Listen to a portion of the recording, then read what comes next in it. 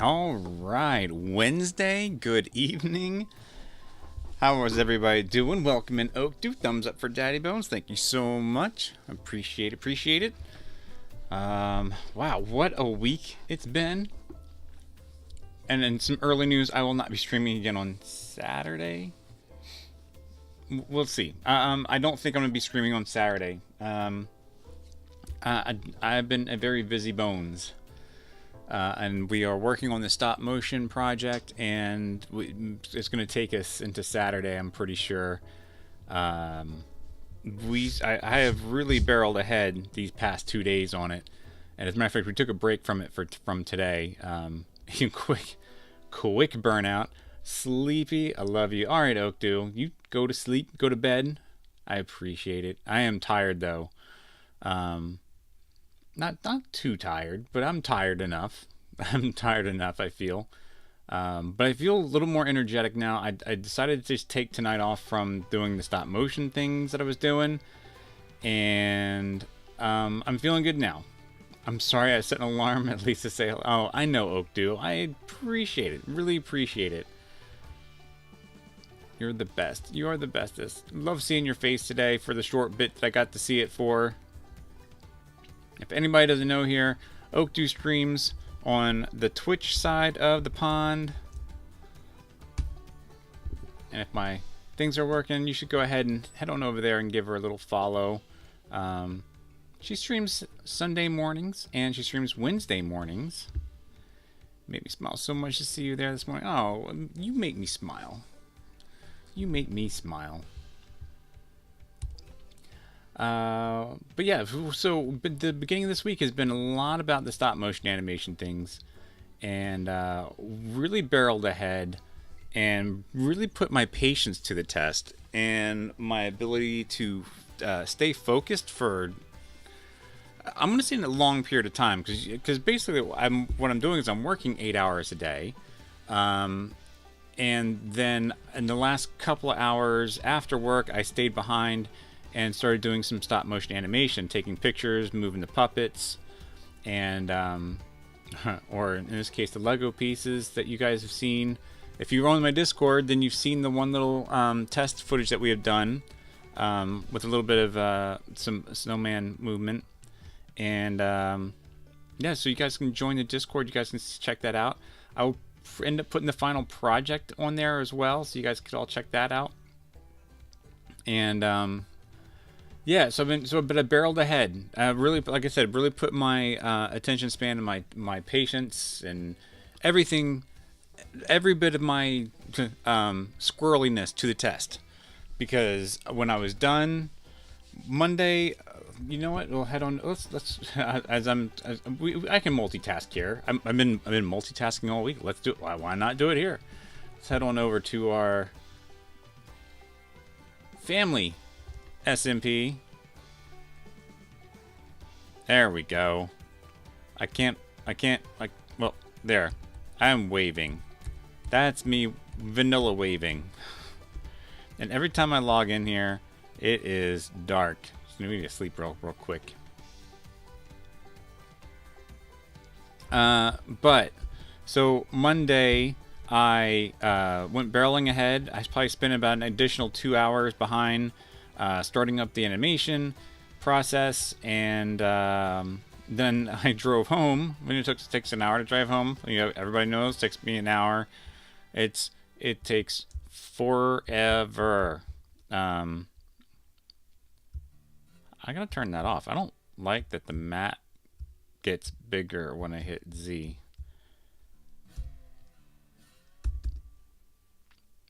Look, I'm squirreling already. Controls, keybinds.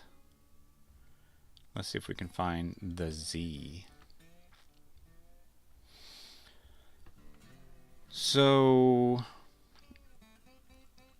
drove home,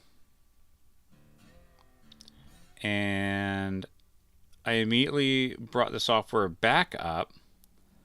Toggle lighting. Let's make that nothing. Oh, it's replay mod. We can put that back.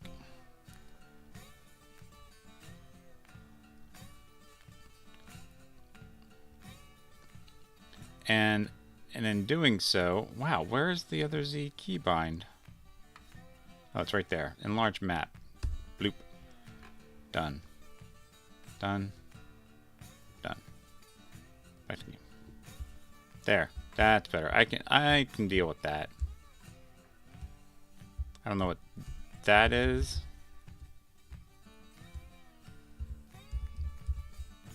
I don't know. That's weird.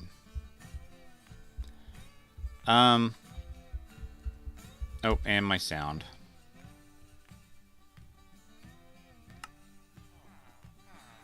There we go. So I drove home, I opened up the software, and I immediately started removing the rigs. So not only did I spend the 2 hours afterwards, then I spent like a couple more hours after that to continue working on it in a different sort of fashion, followed by... I am making Oak do a chest, by the way, if anybody's wondering. This is Oak do's chest. Or at least I'm starting it. It has, these are some basics. But we will make these even better as we get some more things together. Let's put those... Can I put them in here? I got room. Figure I'll go ahead and give her a box of iron. So she'll have at least an ender chest to start with. A block of emeralds.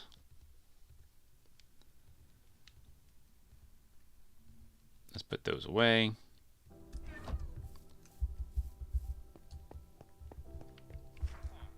But I've run low on levels, basically. So I couldn't continue on.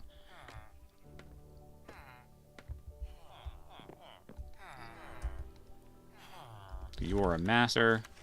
You are a master. You are still just an apprentice. Oh. No, I want to trade a book and you want to give me emeralds for that book. Which neither one of you are doing. Alright, nope, you guys are masters. Let's see what we got down here. Yep, we can do you.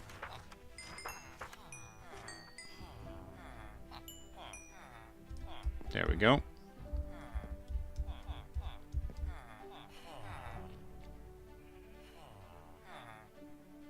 Nice. Wow, that's actually kind of a big discount. Let's continue on. Oh, expert. Alright, going pretty good. Doing well. Let's put the books back upstairs. Let's get over to and continue doing our...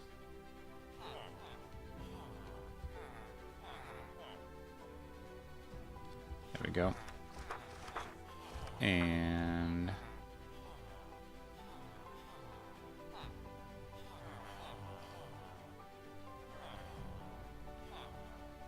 No, we'll leave some there. Sharing with the family. Don't need the iron.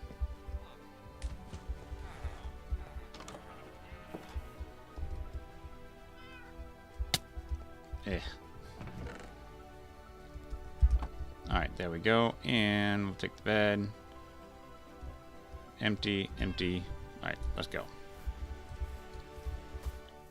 Because this is the project we're working on. Anyways, now that I've squirreled enough and have stopped my train of thought, so Monday was busy, did the stop motion animation, got home, continued on with the editing part of it, removing rigs so things that were in the air don't look like they're actually being held up by anything. And then I continued on with that project yesterday. Same sort of feel, only I animated for much longer. That was the challenge. I animated for much, much longer yesterday. and then which meant all of the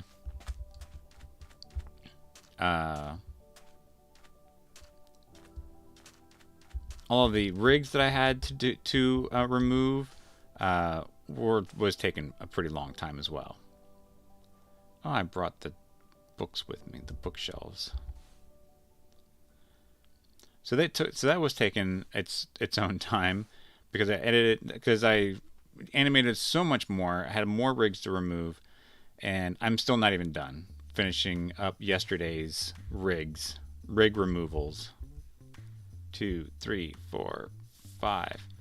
So pretty busy, not gonna lie. But I'm having so much fun. I'm learning so much. I'm still watching plenty of tutorial videos on like how to make animations better, because as I'm animating and I keep saying to myself, I can do better than this. I can do better than this. So I'm still constantly looking for tips and tricks. So when this video comes out, you may see a progress of sorts of my improvement, right? You know, maybe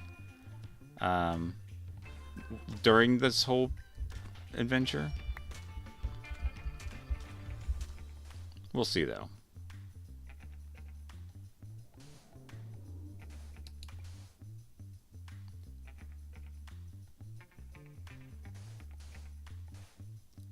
So yes, I'm still looking for ways to improve. And I'm having so much fun. Like, so much fun. And not because I got to watch Pinocchio last night, because I wanted to see a stop-motion animation movie. And I say Pinocchio, I mean Guillermo del Toro's Pinocchio on Netflix.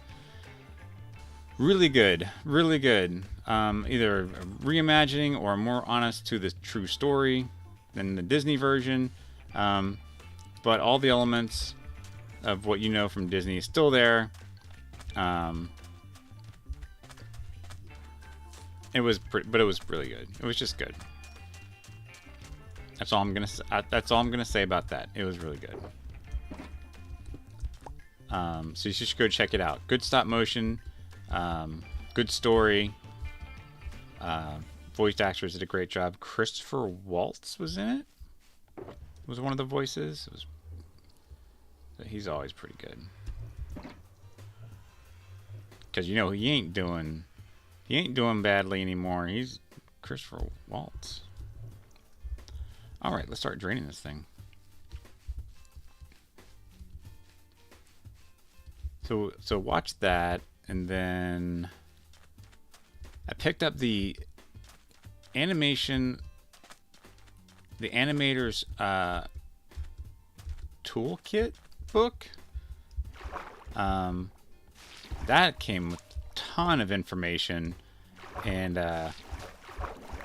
I've barely sunk my teeth into it. It's just, there's so much information in that book.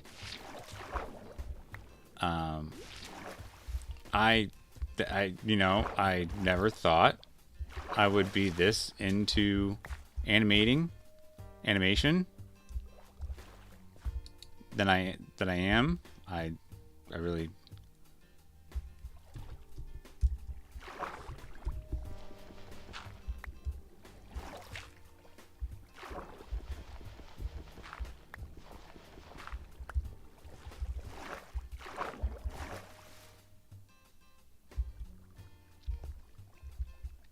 There we go.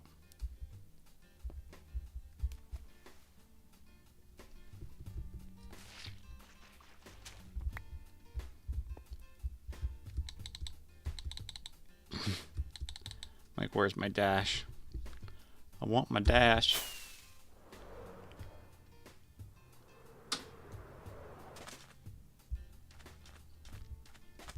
All right. So I've been doing a lot of animating stuff, and we've already been talking about another animation that we would like to tackle starting next year.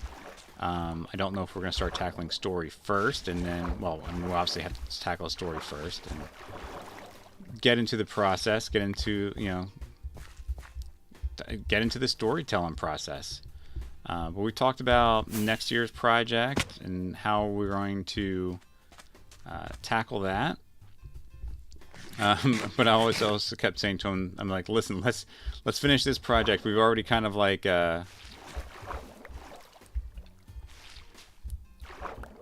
we've already got our elbows deep into this one. Let's try to finish this one first, which is where my multi-level thinking process has been, because that's all I do. I just multitask constantly.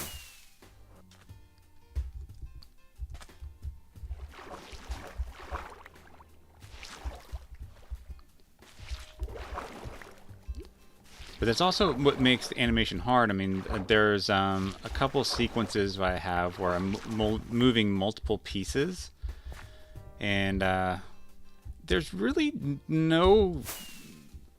I don't feel like there's anything out there exactly telling you, like, oh, when you have this amount of pieces you got to move, you need to do it this way. There's no, like, rule book to when it comes to animating. But there are definitely a lot of guides, and I would say that, like, one of the biggest things, aside from just moving things along one frame at a time, is to think about the environment. And the best way that somebody described it was gravity. The way things lift, fall, move, like all sorts of motion studies. It's for more realism. It's incredible the amount of thought that animators have put into each of the things that they do.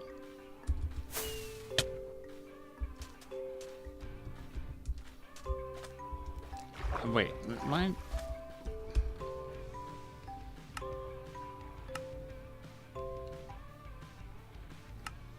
All right.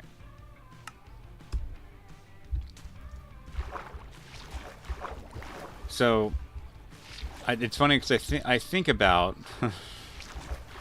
I think a little bit when I was thinking about and I'm just talking about some regular animation things such as oh,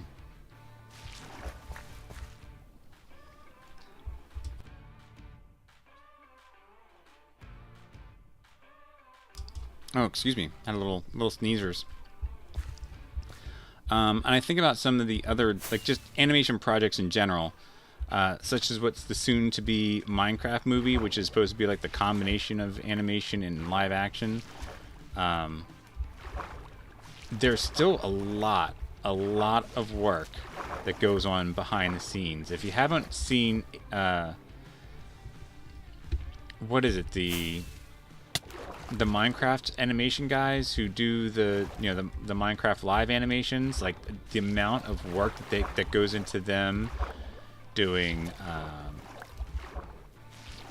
working in their respective, like Maya, of course, their linear editors and whatever editors that they're using. It's just, there's a lot that goes on behind it. It's even, it's one of those, like, if the story is bad and you animated it, you've done something wrong. So there's because of how much, like, labor that goes on behind, like, you have to make sure that everything is good, and it comes right down to the story. It's like, I often wonder, Star Wars. Now, I have not seen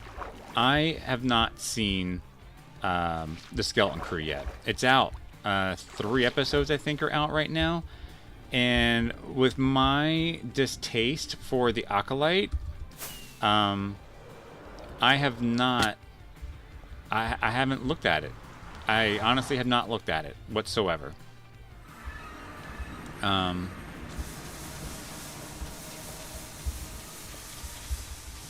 It's not that I'm not interested. It's just that I felt I spent so much energy and hope in something such as the Acolyte, and it was such a huge letdown for me. And I kind of said, I didn't kind of say it. I pretty much said that I wasn't going to see another televised or episodic Star Wars project on a week-to-week basis. I'm like, there's just, I don't like that storytelling style where they can't they can't do like a story of the week. And I think that's what some people fell off on with The Mandalorian a little bit, was that it started off as a story of the week with an over seasonal arc, and it was a lot, and I loved that. And in season 3, they try to return to it. Obviously, not every episode was great. The Jack Black episode, while it wasn't my favorite, I understand what they were trying to go for, and they were trying, what they were trying for. It was just, unfortunately, wasn't a lot of fan favorites. That particular episode wasn't a lot of fan favorites. Yeah. So are they not spawning underneath here? They only spawn above this? We'll have to make note of that.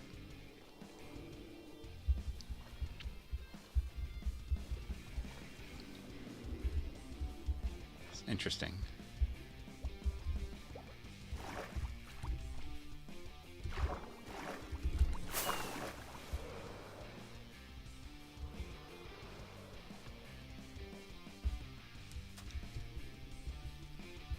So, yeah. So while again it wasn't my favorite, I understand what they were trying to do.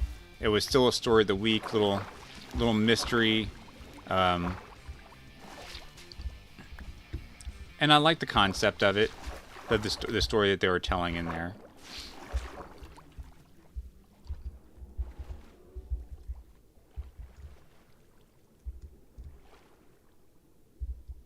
Can't lose that.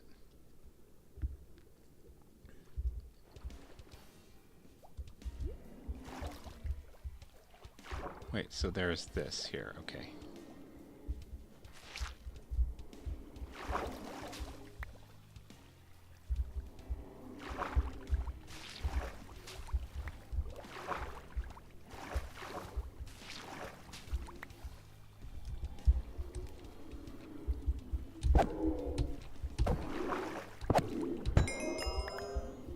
There we go.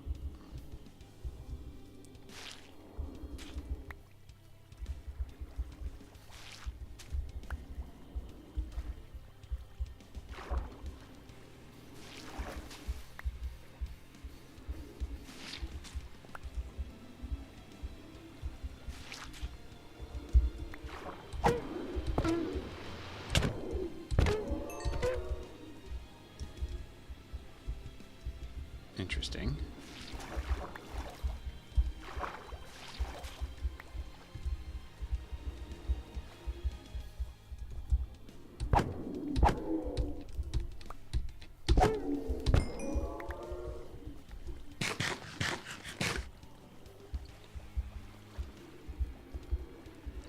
I was wondering how I was gonna like start doing this as far as like, I don't know, emptying this out of water.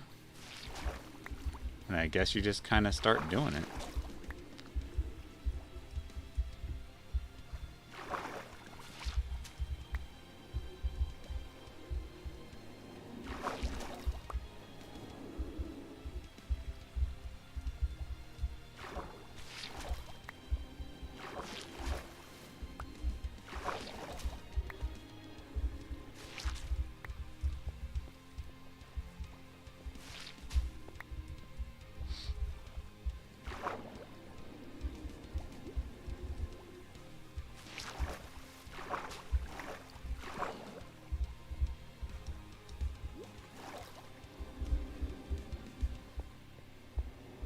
Maybe this will be it.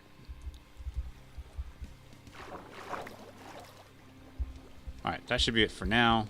Let's continue on.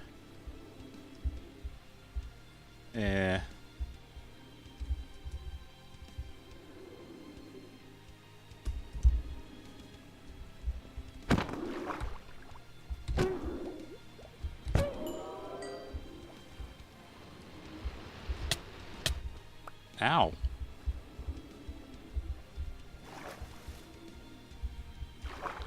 Oh, I guess they can get down here.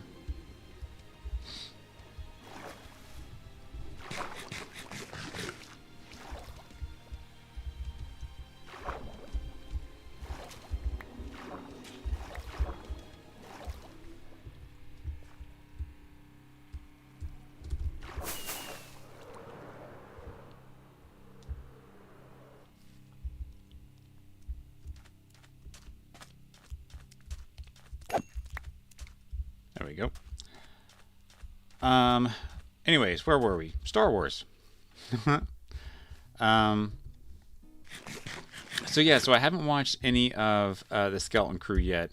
Again, because of the way that they've handled the franchise for the most part so far. And I want to say it's not all of it's been 100% story for me. It's diluted. I mean, Star Wars used to be something special, like a special event. For, you know...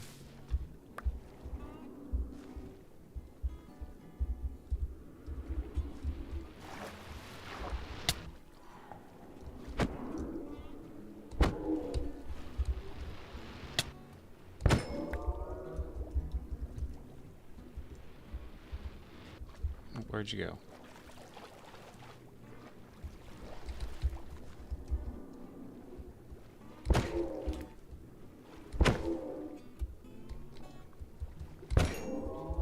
There we go. But yeah, so Star Wars used to be, like, to me, a special event. Like, you would go to the theater and see it. I'm gonna say once every 3 years. Because it's kind of like what George did with the first three. Like, was a 3-year wait. Nope, I'm hearing...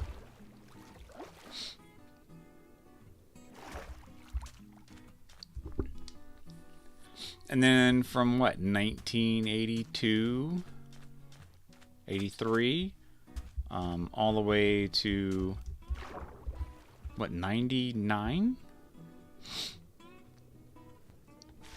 So Star Wars was actually something really special. Like, the, you know, outside of the movies, all you had was the books.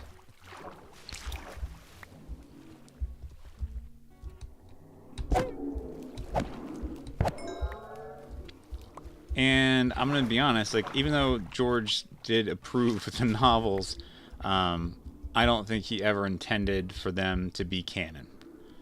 Alright,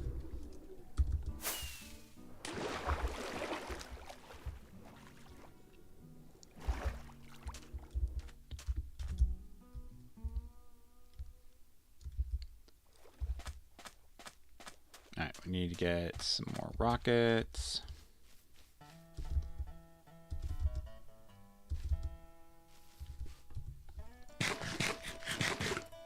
So I think at some point there was always going to be a change in the story and deviating from the novels, even if George never did sell off the franchise.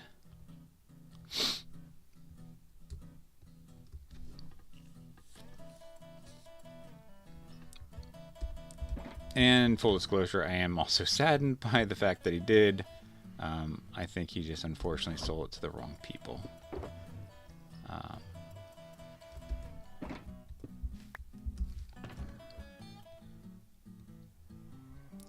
And I think the person who is currently running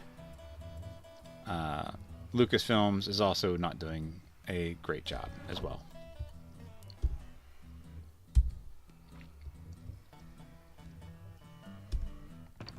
We need rockets.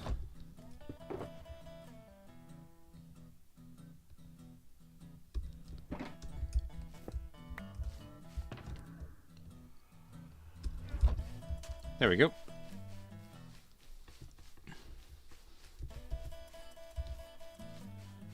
But yeah, so when the take on Star Wars, that's just my opinion on it at the moment. Whether you feel the same, don't feel the same, that's why we can have a discussion about it. Jacob, Welcome back. Hello. How are you doing? It's good to see you. It's good to see you. We are hanging out in our family server. I am working on our what is soon to be. I'll say soon. Well, you know, still a ways to go. Our prismarine farm,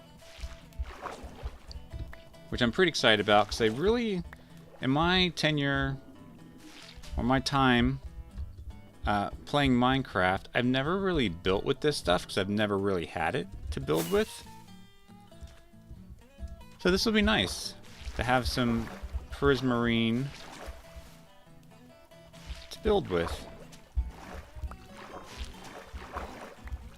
Yeah.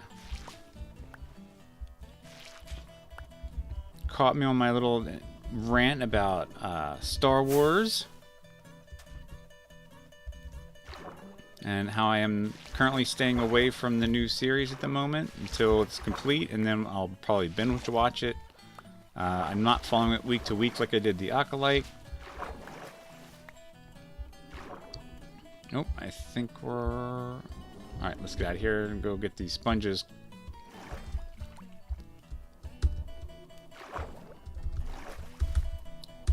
Oh my goodness, Daddy Bones. When was the last time you did this? There we go.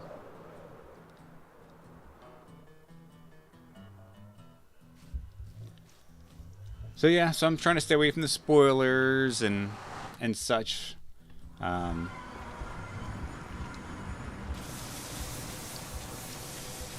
do have, you know, have a pretty good idea of the premise of it.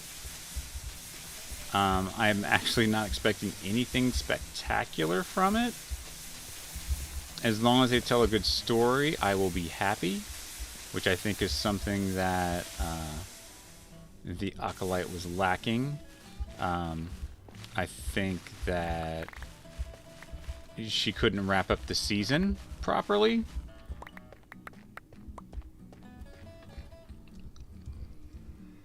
So just a couple of misses, and I just don't want that to happen with me at the episodics anymore.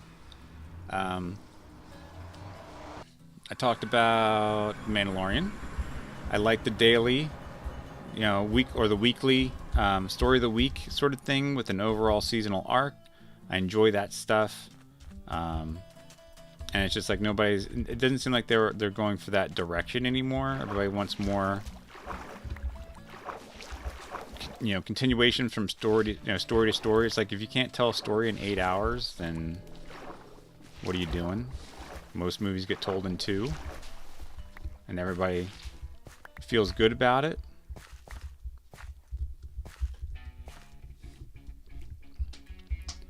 So, and that all spurred because I'm working on stop motion animation this week. It was a huge start, and it's been a lot of work. I've had a lot of fun with it.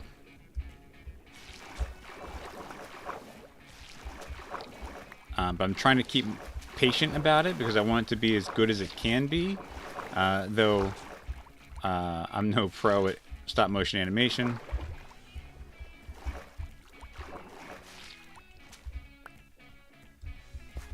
Alright, do I have them all? That's 64. We're missing a sponge.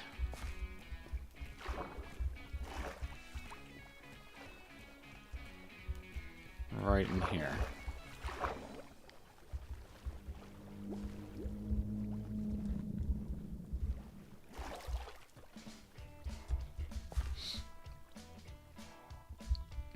How about both?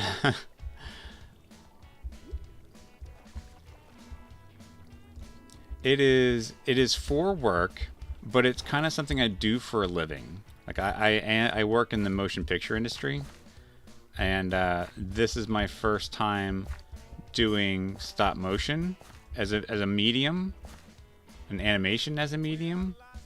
I cannot find this sponge. There it is.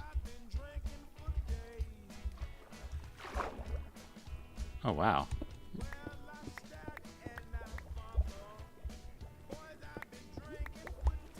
There we go. My goodness, got it all the way down here.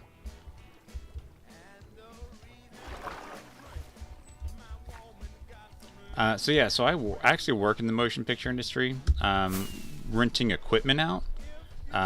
But, you know, we read a lot of the trades and we see what's up and coming, and we know the formulas and the processes, and I went to school for it. But doing animation specifically is something new to me. Storytelling's not new, because it happens in every visual medium. You always aim to tell some sort of story, whether it's a story about how to put together a cutting board, or if it's the story about how to build a diorama. And then there are some people who do it really well on YouTube, for example. And then there are people who do it okay.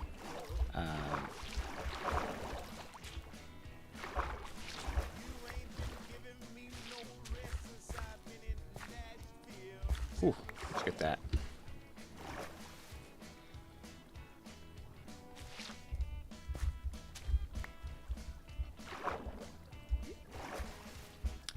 So we're doing Lego stop motion for our particular story. And basically, in a nutshell, the Lego set that we picked is a snowman, and it's just kind of the story about how he gets built.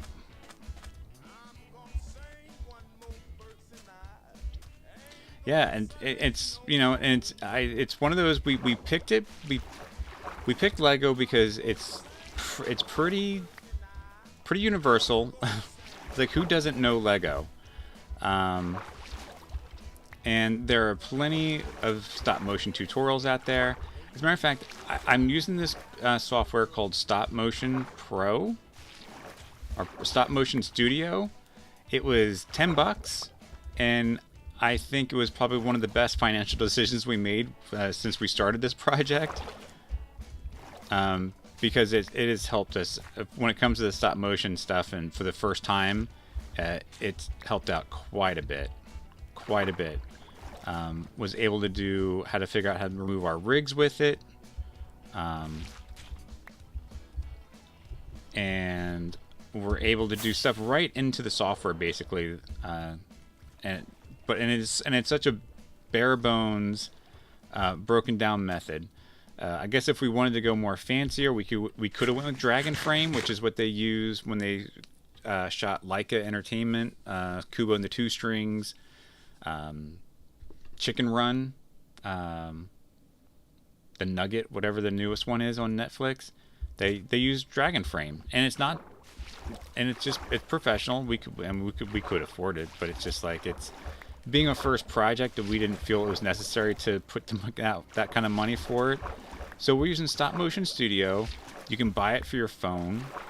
I think it was like $6 for your phone, but it was like $10 for the computer.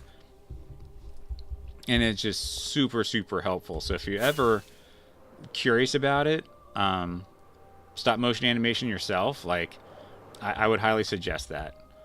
There is some free software out there. If you have a Sony like mirrorless camera, there's like some free Sony software out there that we were initially going to use. But when we picked up this software and gave it a try, it was so worth it. So worth it. I mean, outside of that, it's like just taking a picture with your camera. If you have no software at all, it's taking a picture of your camera and then taking the pictures into an editor, like say an editor like Photoshop, for example, and editing like I mean, you really are talking about one frame at a time. You can edit your rigs out in Photoshop, and oh my goodness, this place, we're definitely gonna need to cap it off.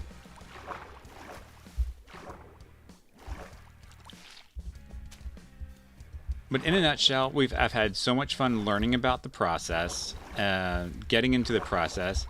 On the Discord, if you haven't seen it, in the Discord is one of our samples. I did a sample or a test I have a little Lego snowman. I have a lot of Lego. Probably 10 years ago, I remember trying to make little stop motions. So good to keep in mind. Yeah. So on the Discord, I put up one of our test footages that I was trying out when we were testing out the software and creating like a workflow of how to do the stop motion and then edit and then maybe add like the one guy that I work with. He says he's good with After Effects, so he's really interested in trying out After Effects and diving into it for something simple like little like Happy Holidays with our company logo on it.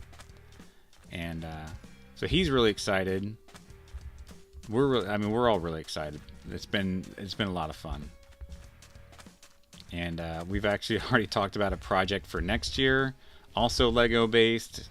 Lego just seems like to be a good medium to like try to animate like this.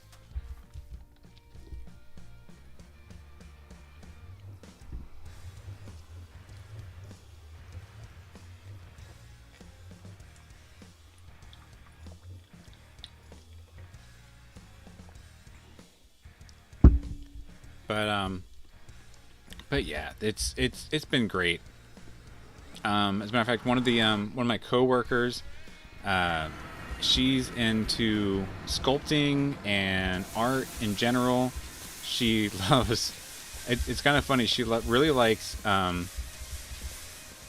reenactments and medieval fighting. So she actually went out to someplace and did some medieval fighting, which is kind of weird. It in one sort of sense it's just kind of weird, but it's one of those, if you enjoy it, like that's great. It's kind of like LARPing,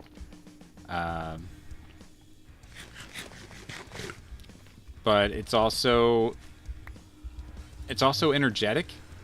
Because they do like sword fighting and shields and stuff like that, and it's just like there's still like a lot of energy you need to put behind that stuff and quick thinking.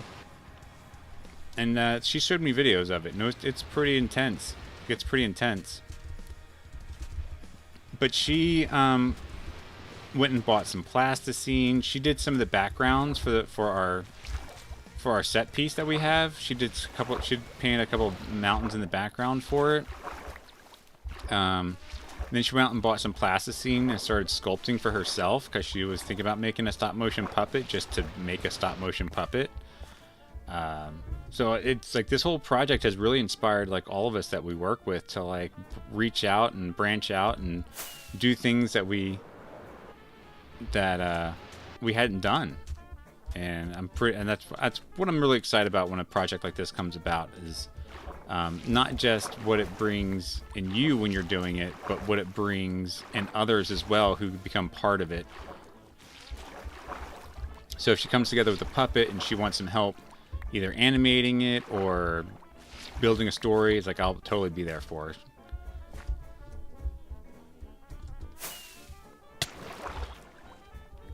But I gotta say, one of the things I never thought I would actually be animating. I always thought I'd be writing a story for animation and let somebody else do it. I never thought I'd be doing it myself. There's a lot of things I never thought I'd be doing myself, like streaming on YouTube in general. Like it feels weird sometimes. Because in one sort of sense, I feel like I'm talking to myself a lot. That's not unusual. But I know that a lot of, one of the things I read about when it came to like live streaming, they said you should always be talking because nobody wants to come into a stream with you just like kind of not talking. Cause then that weird scenario of like, hey, you're talking to yourself.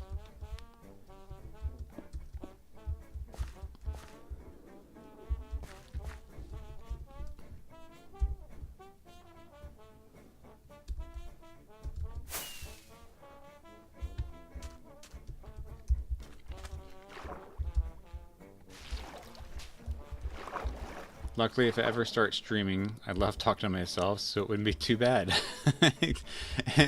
It's actually what's funny is I started learning to talk to myself. So sometimes I'll just be, well, like we went on this trip to Indiana this past weekend, and I'm just sometimes talking to myself as I'm driving because everybody else is doing something, and I was just kind of saying, "Come on, Daddy Bones, let's get to Indianapolis," or "Hey, come on, Daddy Bones, let's get home." I'm just talking to myself. I was like, that's got to be weird.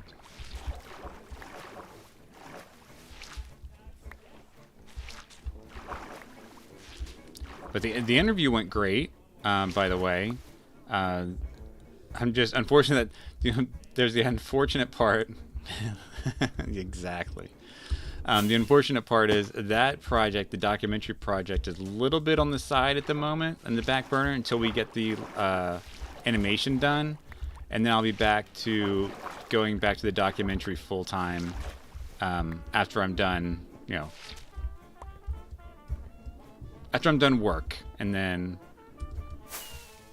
I'll be doing the documentary stuff. It's about the documentary is about a local band around here that I grew up with, and we're basically going to do some just basically doing some interviews with the former band members. It's like they were nobody famous. They just kind of touched some people that were around here. It's like oh yeah, oh man. So yeah, I'm just kind of doing that. I always said, hey, I have a skill. Why not put it to use, even if it's for some local stuff? And the bandmates, it's kind of like they'll pass that little bit of knowledge along to their kids, because it's not a part of their life that their kids kind of knew. Like, oh, my dad was a teen. That my dad, roamed the dinosaur with. He was alive when the dinosaurs were around. No, we're not that old. But that's the jokes that all the young kids make about their parents. Were you around when the dinosaurs were on the earth? Or maybe people think about their grandparents. Maybe their grandparents were around. So yeah, but I'm having. Oh, hey. Wow.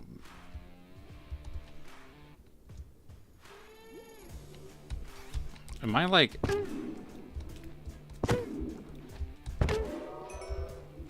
thought this thing was hidden, like all of a sudden, like it just couldn't get hit. So yeah, we thought about in the sense that like the kids get to keep something of them. Learn a little something about their parents as their parents were teens so many years ago, and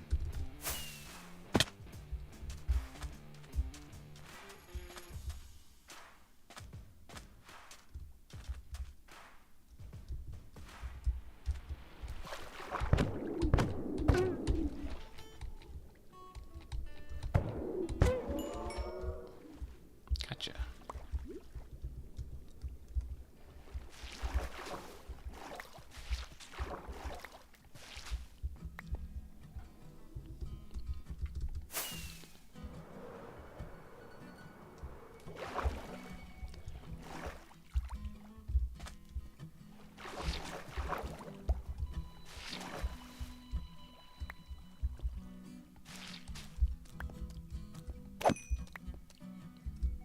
But the trip to Indiana was fun.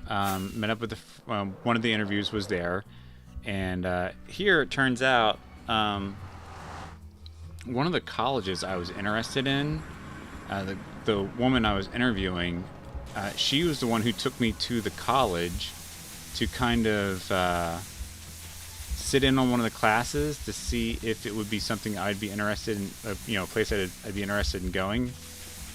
And I was, but I was not financially able to attend that particular college, was the only downside.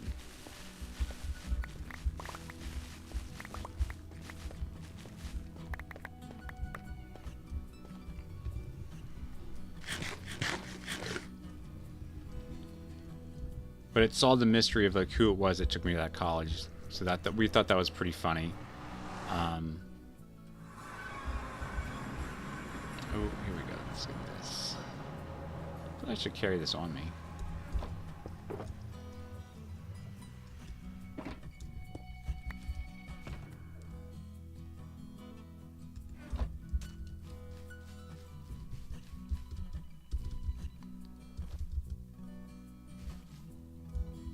We're almost halfway done. It's already been halfway marked off. And once we got all these drained and the sand down, we'll officially be halfway there.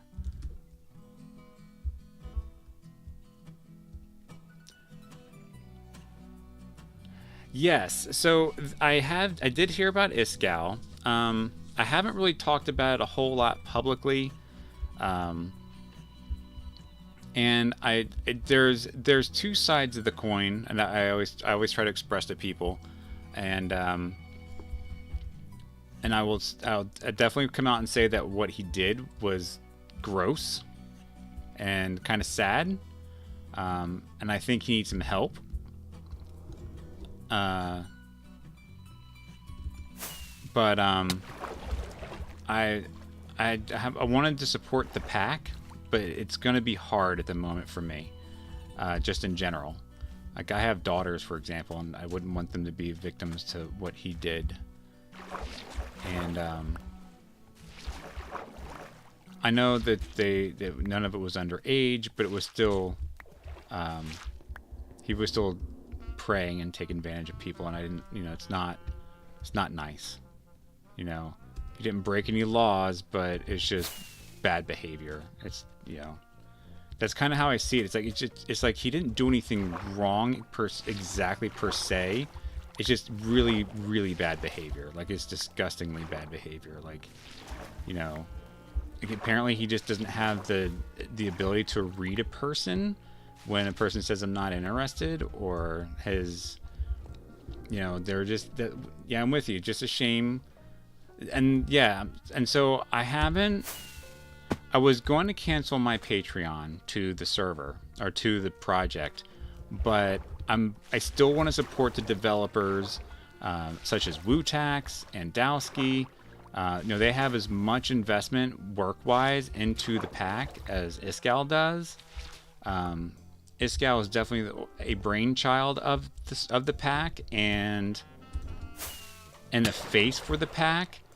It's just, he can that's just something he just, at the moment, especially at the moment, he just can't be. I'm really kind of shocked. I will say I'm really kind of shocked he hasn't come out and issued a public apology at all yet. Because that is definitely something he should do.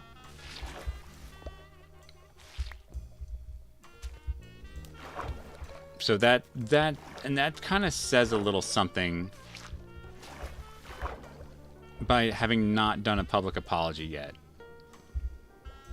Look, there's diorite.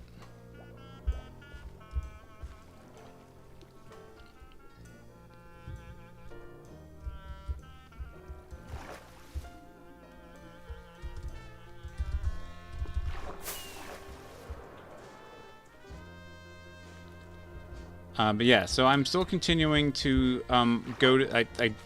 I've canceled my sub to him on Twitch because I can't support him directly. But I have not yet canceled my Patreon. Again, because I still want to support the other developers such as Dowski and like Wootax.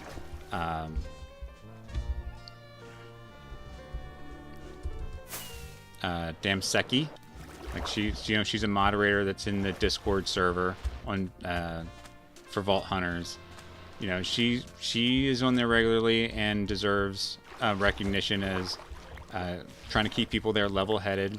And so on the Discord, there's still plenty of chatter about just strictly game stuff.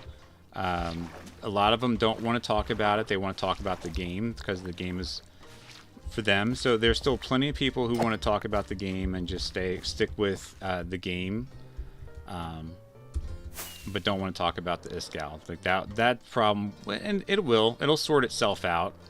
But they just kind of want to get past it and be past it, and I don't blame them.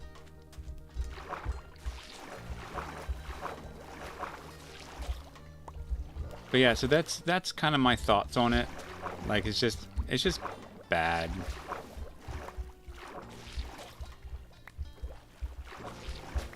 But I hope he reaches out to somebody, talks with somebody, gets a little help, and you know, maybe he can come back, not as, you know, not stronger and better than ever before, but can come back at some point, and just rebuild the trust that everybody once had in him. So I think it's still possible, but he still has to do it correctly. And if he can navigate those waters, then he could potentially come out okay. But he just has to spend some time to take care of himself, kind of psychologically and mentally, and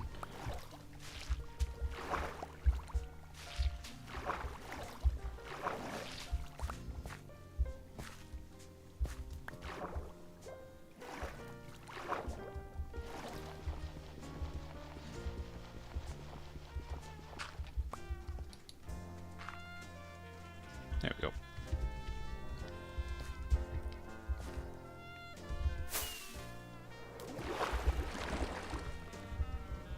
Can I do it in 5? I don't think I'm going to go do it in 5.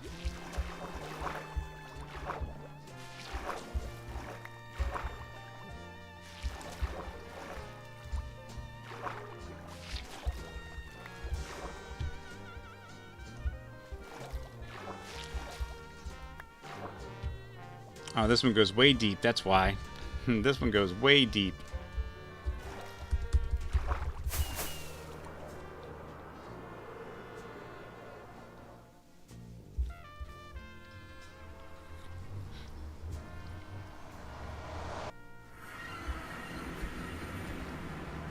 Oh, I'm missing one. That's not good.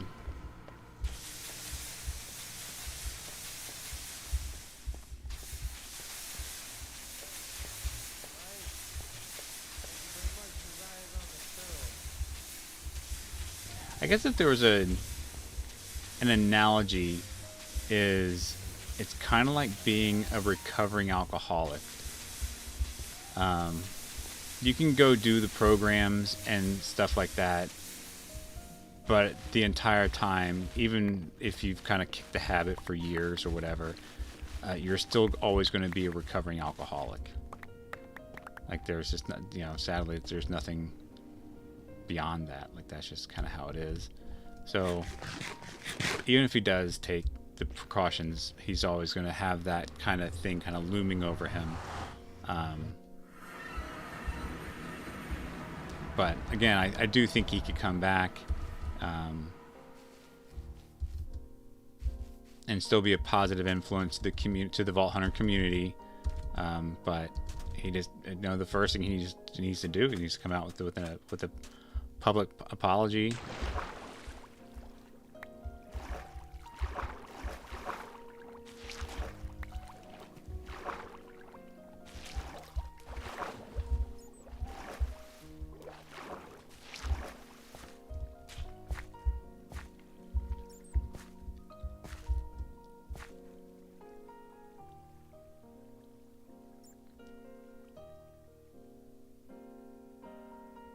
Exactly. Yeah, I don't. Yeah, but I also think his Hermitcraft content became inconsistent because of Vault Hunters. But yeah, they will not. They won't ask him back. I think he'll still remain friends with Mumbo, which I think is very healthy for him. You know, he's needs to know that he still has friends out there, and Mumbo being a lifelong friend of his, or a longtime friend of his, I think is pretty important for him to recognize.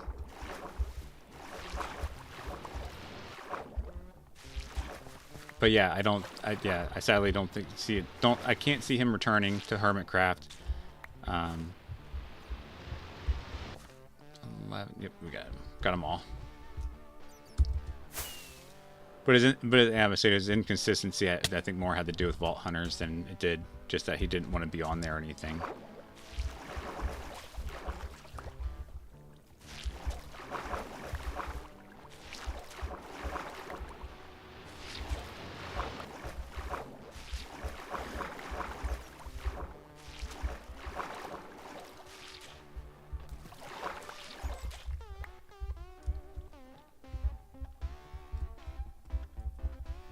Yep. So for the most part, I just hope he just recognizes that he needs a little bit of help and can go get it. And I'd be glad to welcome him back and with open arms, and happy to see him again soon.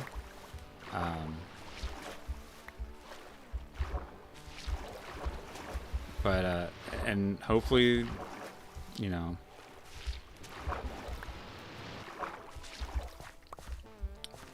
and this is a personal thing for me, is that everything that I've read, and everybody has their own reaction to them. I will say that too, is that the victims have their own because I don't want to forget about them, but they have their own process to go through now as well, to recover from that. But again, like my saddest feeling right now is that it's been this long, and he's not yet issued a public apology, especially to the victims.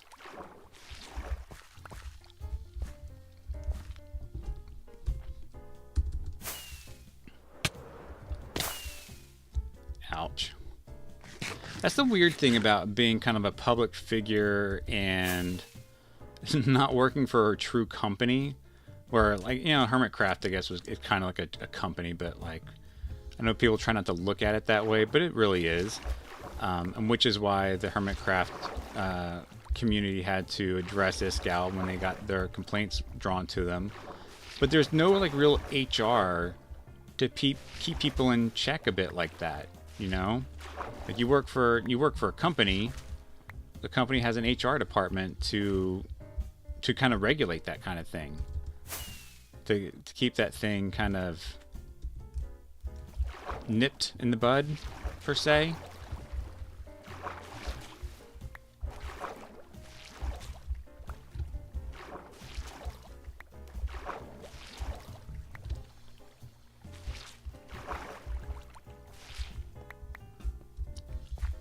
But everybody that's been involved and more directly involved than I am, I just hope they all get some, you know, they get to talk to people they need to talk to, and can sort through all of their troubles and their worries, and I want to say safely move on, but I want them to be able to safely and happily move on and be like, hey, that's part of my life, it's now behind me. And whether that is I'll never speak to Iskall again sort of a thing, or, which is probably going to be the case, like they'll probably, you know, it's a divorce in a sort of sense. 3, 4, 64. I'm missing one. I hate missing one.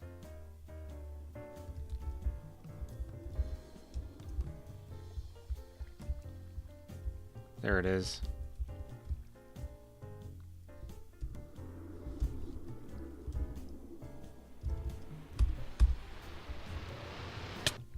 Ow.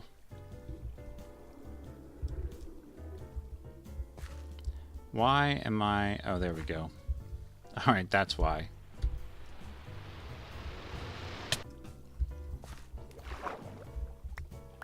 There we go. Got him.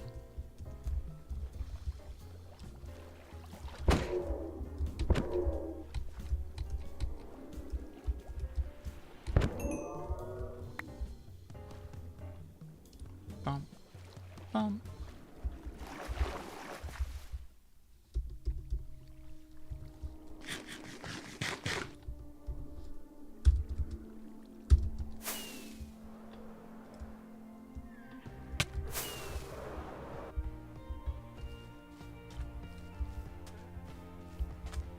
Need to be a better flyer.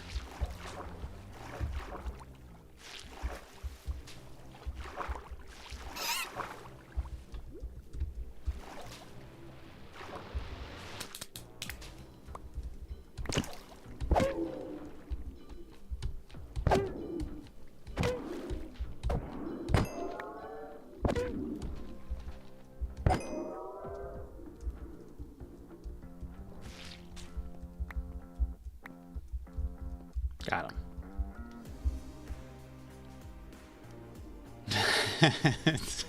I feel the same way, actually. And for the longest time, I didn't have a Lytra. Like, I was never a Lytra person. It's why I always run out of food faster on our server, and I always buy some of my friends. But it's so true. Like, so when I first started playing, I played on Bedrock, and there was no way I was fighting a dragon on a touch-tone phone, because that's kind of how I started.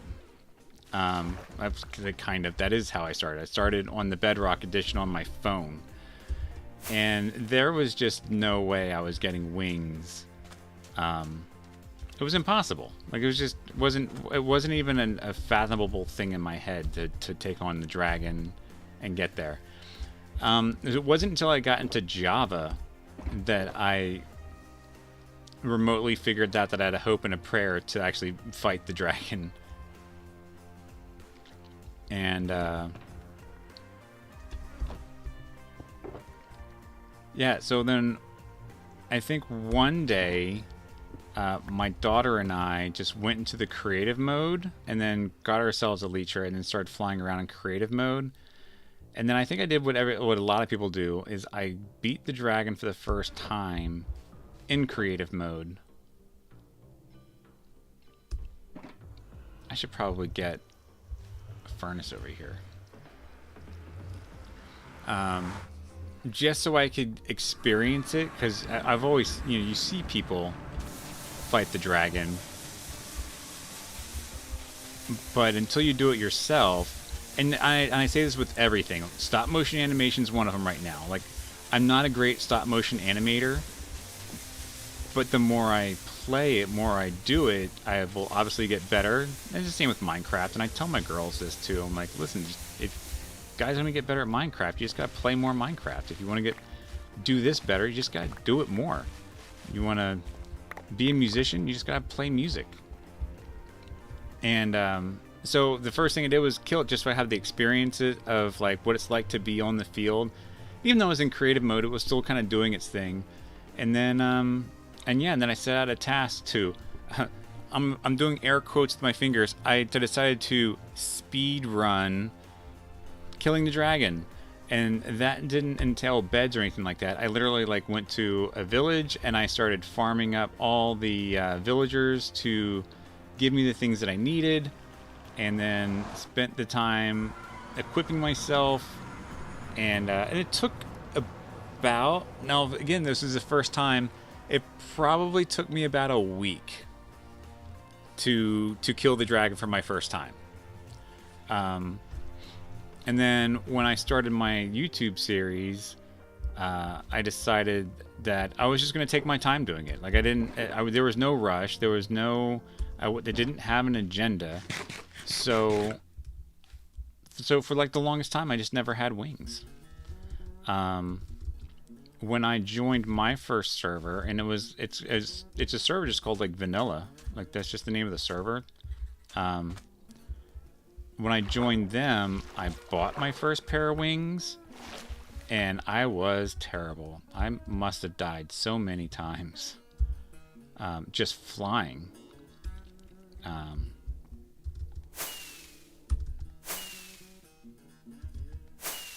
Why am I not?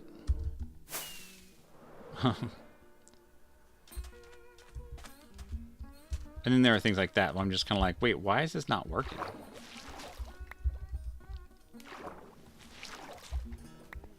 Ooh, we're at the top.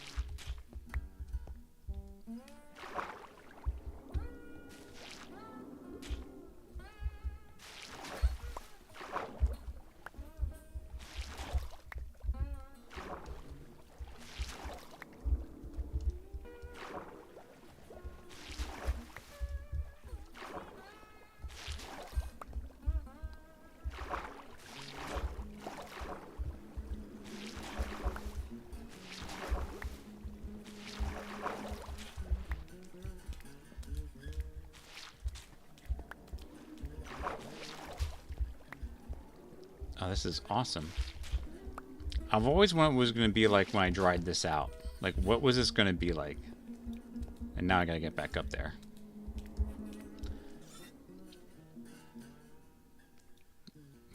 Yep, been playing for probably about 13 years. The only reason I'm good as I am because of my experience. Yep. So playing for 13 years. And I can always consider myself a late bloomer when it came to this game because I didn't start playing until I had kids. Well, that's not true. I did play when it was like free to play online. There's a couple of free to play servers or websites because they were running Java through HTML. And of course, those got kiboshed. Notch didn't like that, and I didn't know any about that drama. Like I was just like trying it out, and I was just like, oh man, all I do is like punch down trees and get dirt, and couldn't figure out the purpose of the game. And every time I would find I would get online again, and I had to start all over. So there was no like saving for me.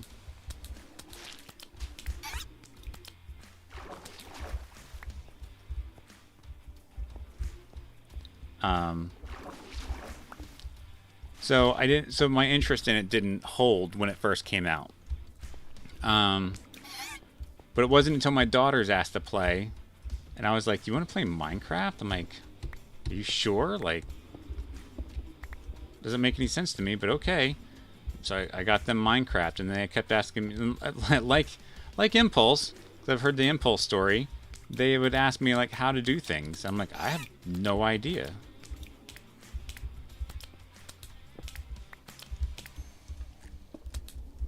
Oh, come back. Oh, I don't want to be down here.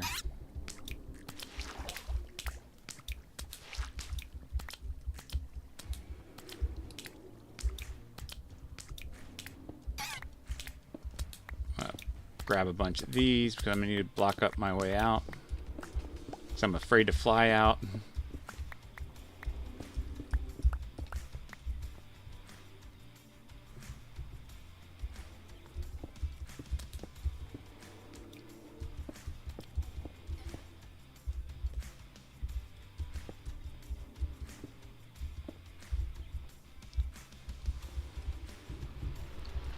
But yeah, so daughters asked me how to do things. I'm like, I don't know. And then they would tell me there's things I could do, but they didn't. They wanted to see me do it. It was so weird. Fun, but it was a learning thing. As a matter of fact, one of my first memories when I told my one daughter, I'm like, I will never play Minecraft with you ever again, is we bought it for the Sony PlayStation. And I guess it was weird to play split screen, so we played one at a time, and I built kind of like my first wooden house out of a jungle, and the next time I logged on, it was covered in lava. She had gotten lava buckets, and then she dumped lava all over my house that I spent, hours constructing, and it wasn't, compared to what I build now, it wasn't that fancy of a house.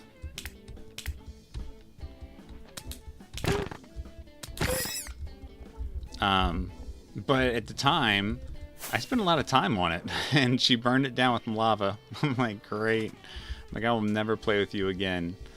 And now we're on the family server together, so obviously that wasn't fully true. Of course, I was going to play with her again. Oh, don't worry. LMAO can pass for all caps.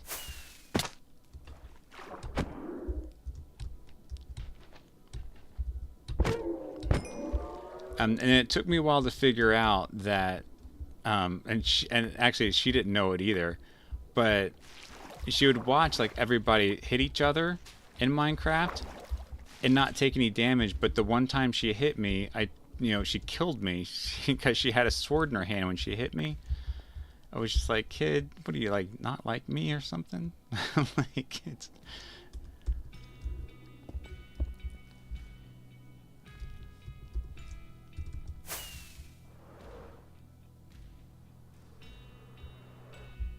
Alright, where are we at?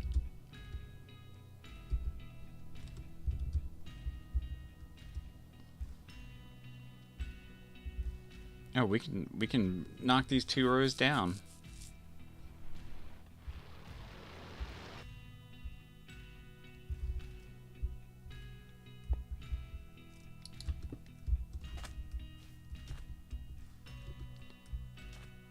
Yeah, let's go ahead and do that. Let's clean up these here wet sponges.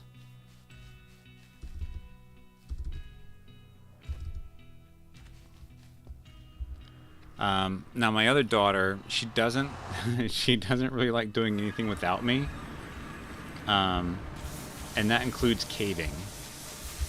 So when she realized I had already defeated the end dragon and had gotten some wings, she wanted to go to the end with me to get herself some wings. And so we did that together. And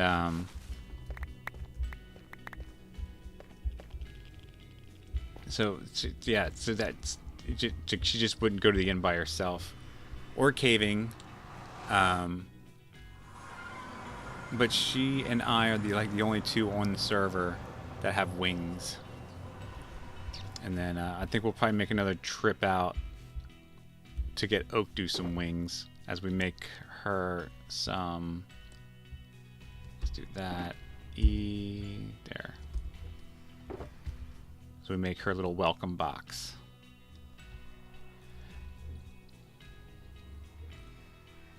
You have to take all your friends whenever you go to the end. They won't go without you. Yeah, it's just the way. And then we have the one crocodile kid on here. I was in the end, or I was in the Nether, and he wanted to come over. I'm like, sure, you can come over whenever you want. And he's like, but where are you? I'm like, well, I guess you can come over with me. And he asked me what I was doing, and I was just like kind of making pathways to try to get to different places, such as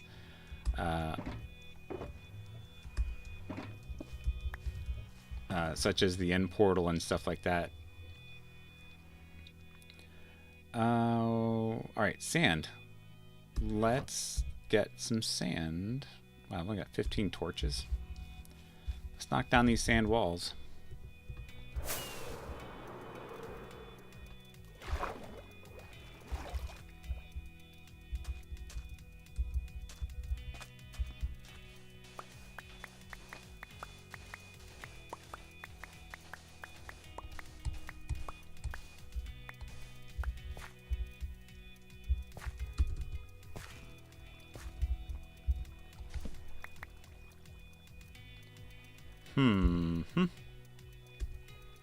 Let's see here.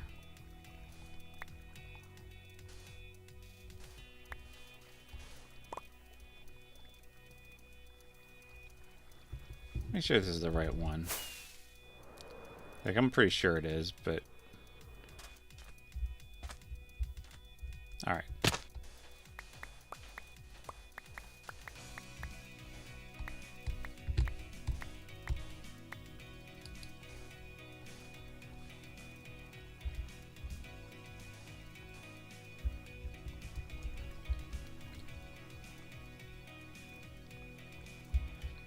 Oh, absolutely. Yeah, I don't ever fault anybody for being busy, because I myself find myself rather busy, which is why my episodic content has suffered a little bit. So what have you been up to? Anything fun? Is it just work related?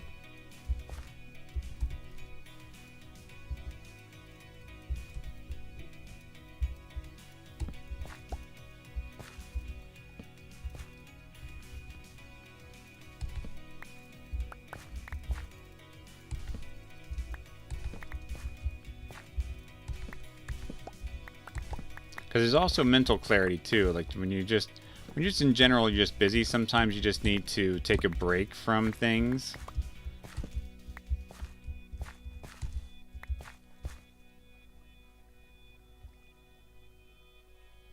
Awesome. That's good to hear.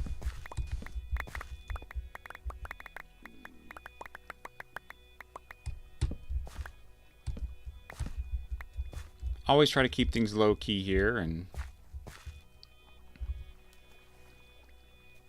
let's see.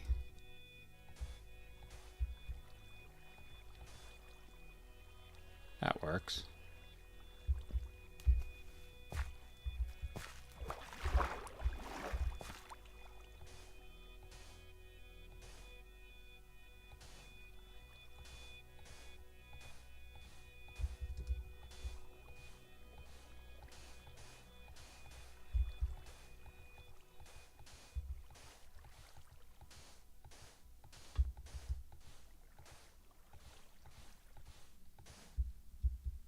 Figure out how to make a platform here, I guess, without having to do too much. Also got engaged a month and a half ago. Oh, ooh, congratulations on that. Obviously I'm married, so I know what that's all about. Getting ready for the big day and such. Depending on how much time you guys give yourself. Some people, I don't say rush into it, but some people have just different timelines. We spent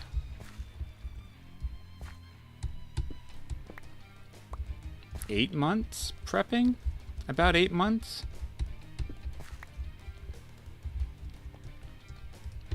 Like, we were together for a very long time, so the actual natural marriage was only it felt like it was only the natural progression for our relationship. So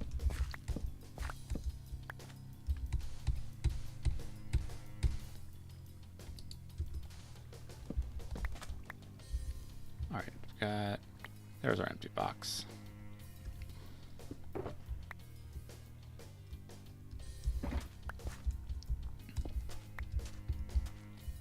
But yeah, we've been dating for a very long time.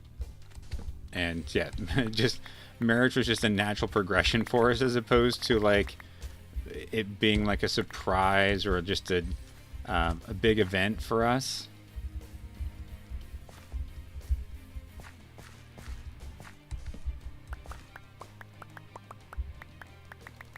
But even still, like I remember the day of, yeah, hoping for October next year. Perfect. That is a great time. We hit our 5-year anniversary last month. Oh, that's excellent. Yeah, so we did the October wedding. Ours was October 30th.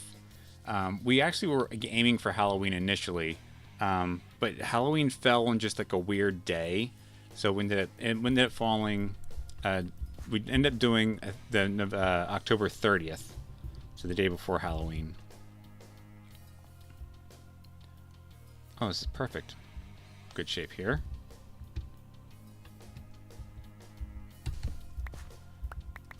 But congratulations, you're gonna have so much fun. Yeah, so 5 years for you, so you kind of have each other's isms down.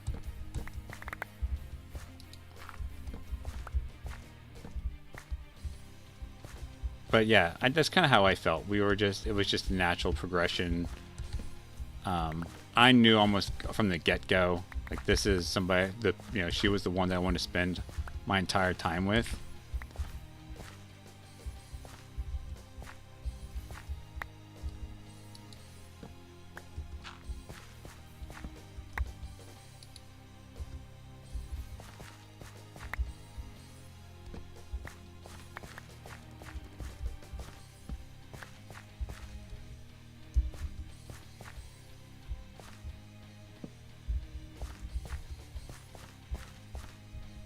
Things are progressing nicely here.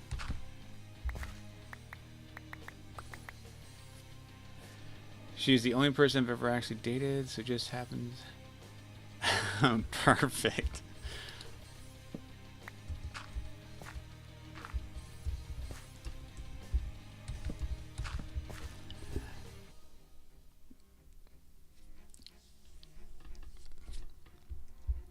Yeah, I'm trying to think.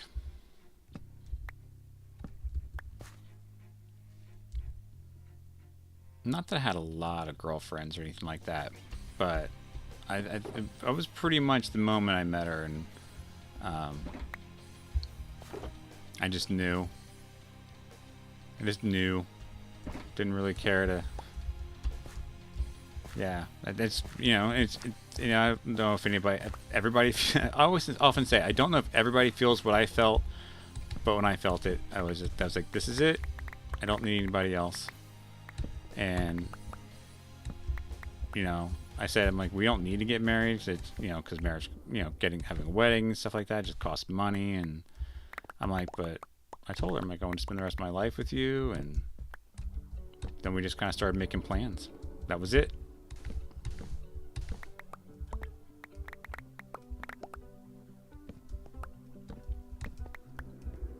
I will say one of our weirder quirks, and it's her too, is that we don't wear wedding rings. We both did for a while, and I tried different kinds and different styles, but just rings in general just don't last long for me for some reason. Like, I'm good for about, I don't know, a little while. They get in the way of things. Like when I'm working with my hands, they're just like kind of in my way.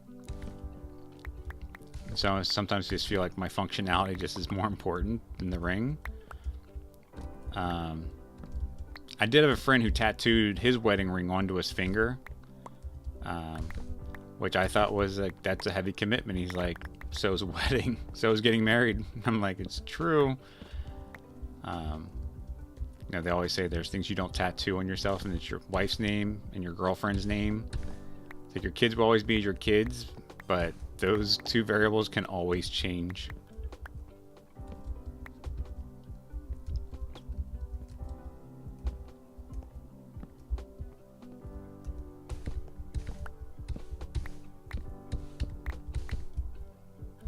I've worn rings for a while, but I need the silicone rings. Yeah, I thought about those. There's actually some really cool Star Wars ones I kind of want. They're just the SO rings. So I've actually thought about silicone rings before.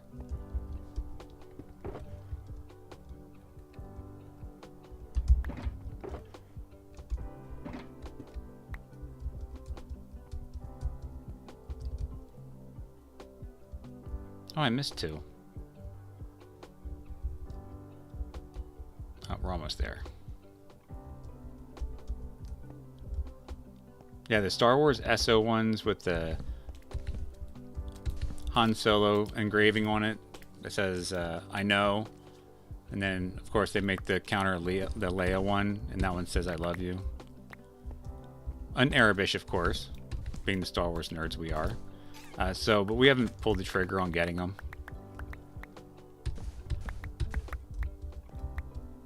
But again, for us, it's just kind of like a fad a little bit. Like, we would probably wear them for a little bit and then maybe not. Oh, yeah, they're very cool. Yeah, they're called ESSO rings. ESSO. It's the name of the company. So, if you want to look into a silicone ring, that's who I would recommend anyways.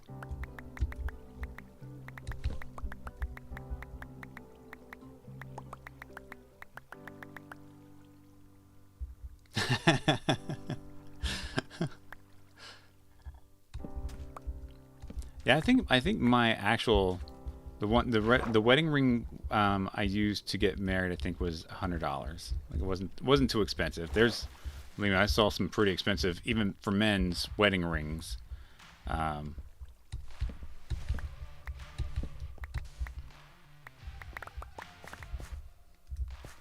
yeah, mine was only like $100. So I didn't think it was too bad. My wife didn't want a jewel on hers, so we never really got a jewel, like a diamond or anything of that nature. At least I don't think we did.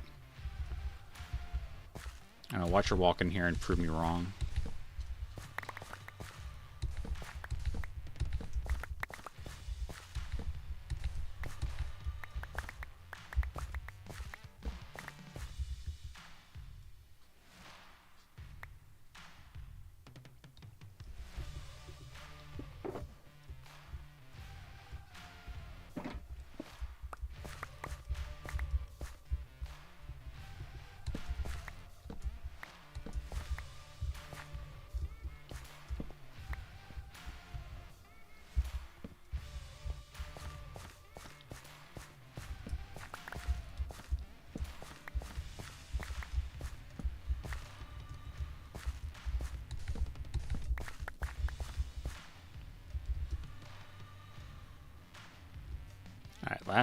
last wall.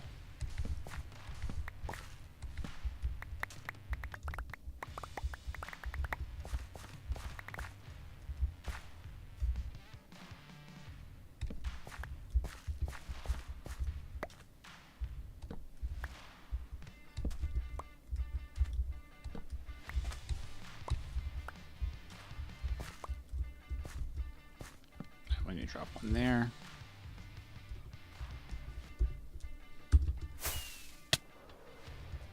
Ow.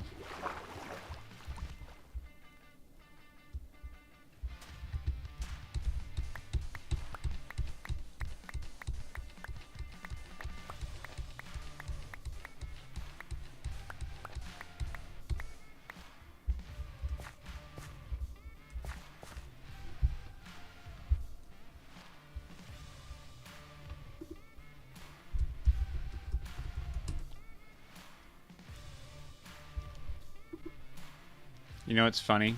As I said ESO, E-S-S-O, and it's actually ENSO, E-N-S-O. I had to look it up. All of a sudden my head just went, you know, I don't think that's the right name for it.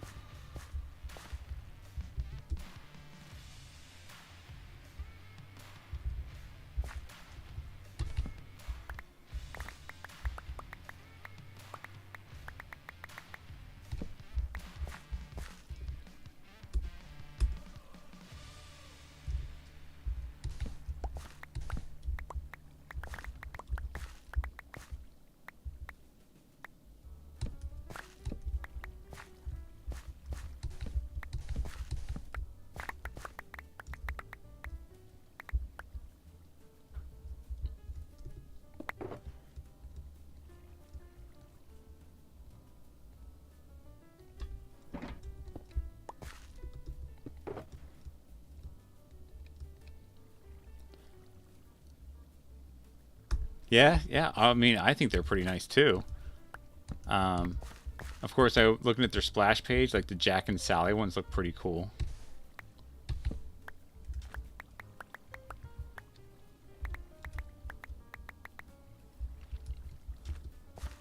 I always think of that song. You can live like Jack and Sally if you want. Anytime I think of that movie now.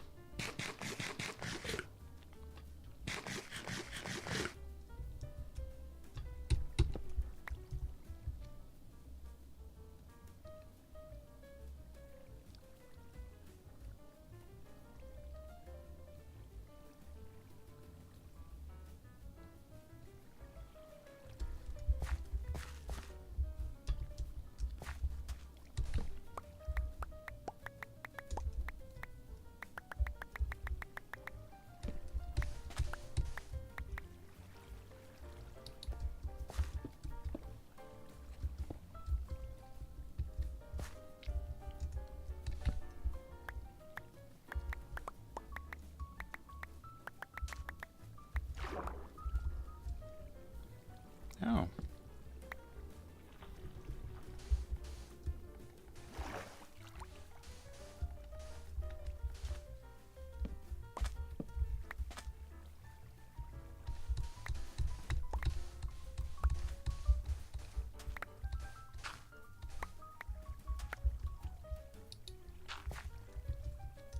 Well, that works out better.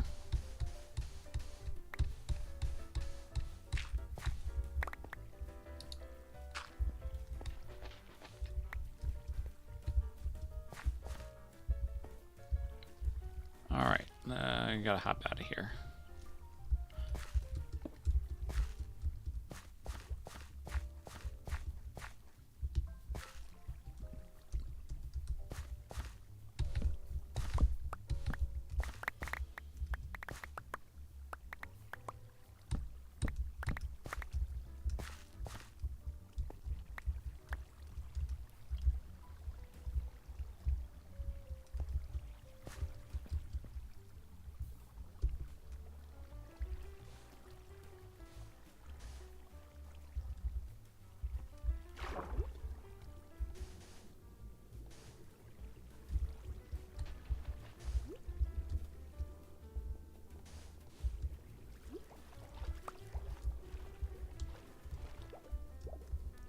Oh, I mean to make a big wall for this. If this is gonna work.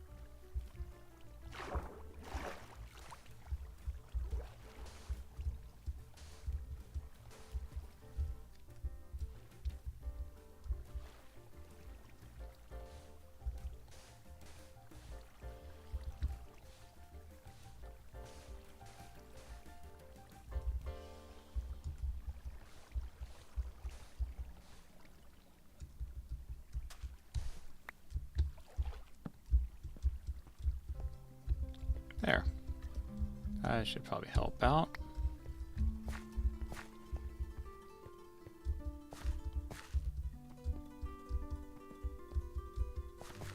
Beautiful, beautiful, beautiful.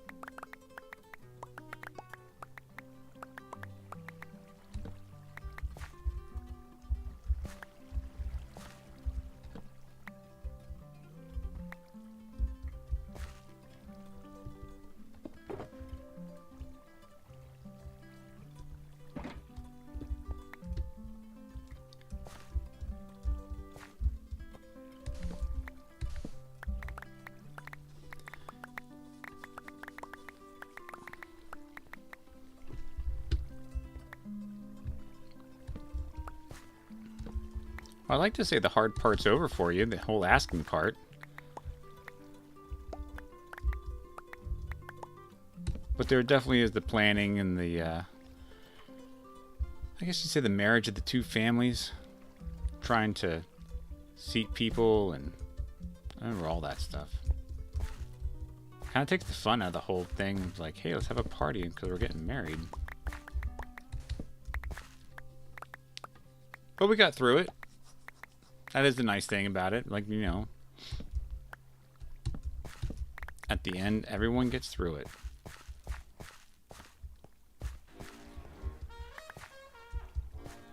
And you'll have stories to tell later.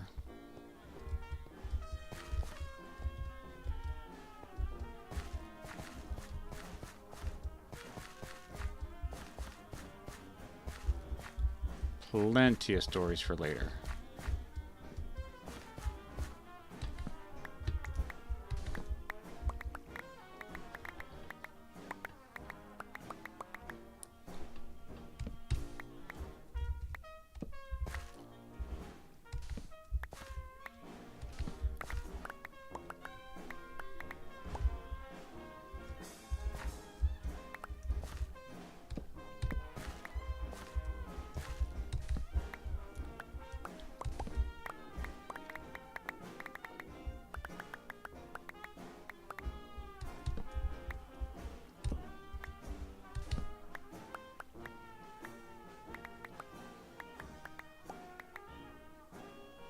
Let's see. I'm seeing some loose bits and bobs. There, right there.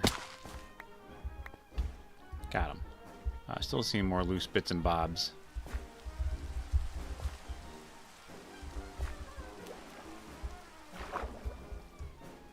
They down here. Oh, heard it. Alright, got it. That's the curse of being a block hoarder right there. Always looking for those little loose blocks. Sometimes I think getting the radar was a curse because all I want to do is make sure that there's no red things on the board.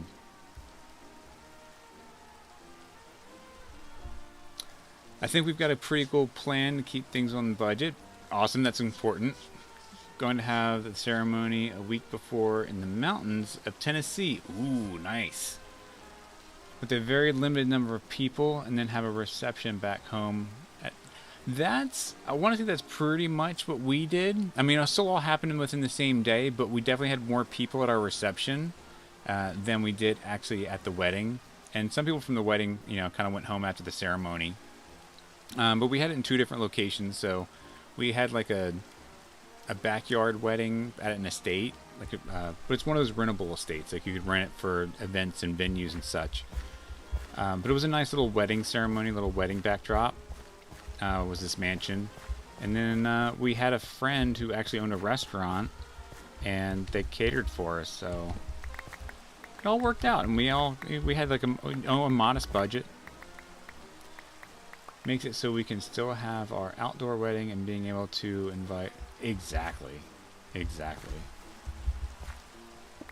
All I can say is I hope and I will pray that the weather stays perfect for you.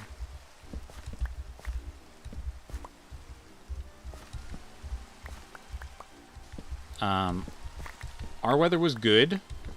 I won't say it was perfect. It was in the fall, so you know you had that occasional like little fall rain. We had plenty of overcast, and it wasn't too cold, but it wasn't warm either. But you said Tennessee. That shouldn't be too bad for you in Tennessee.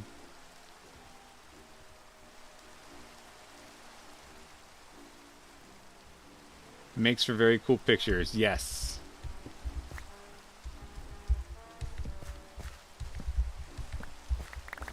Because speaking of rain,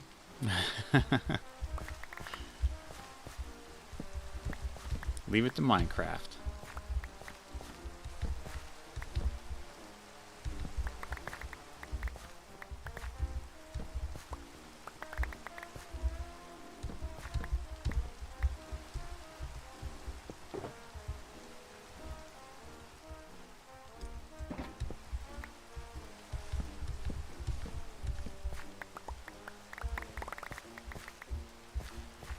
Oh, love. And hopefully you guys have a cool, crazy, but goofy wedding song.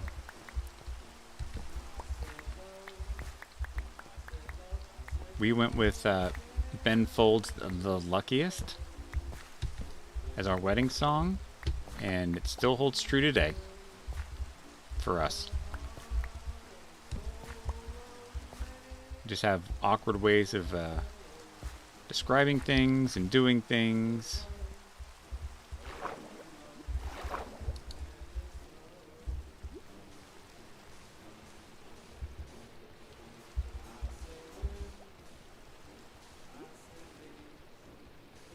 So that song's pretty much described us to a T.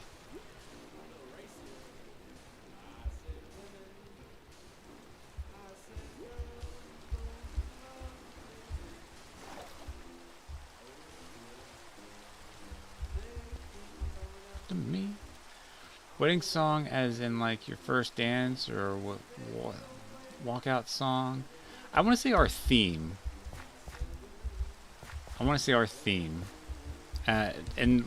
The Luckiest was the right kind of dance song. That was our first dance song as well.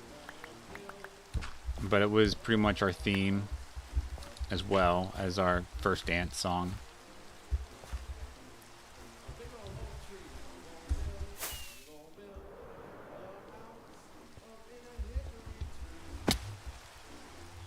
Those women are scary.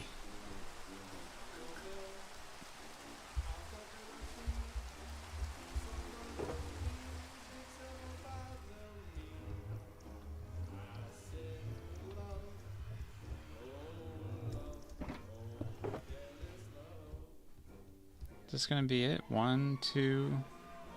That's full. Oh, this one's not full yet. Oh, we got plenty of collecting to go.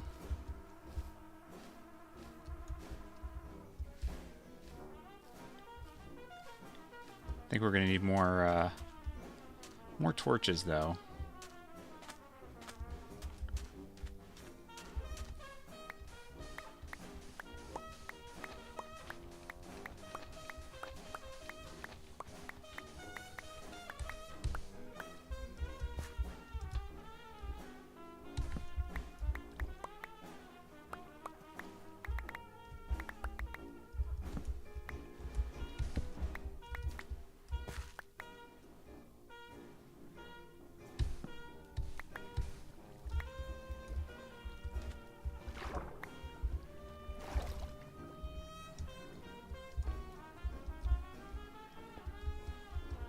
Trying to see.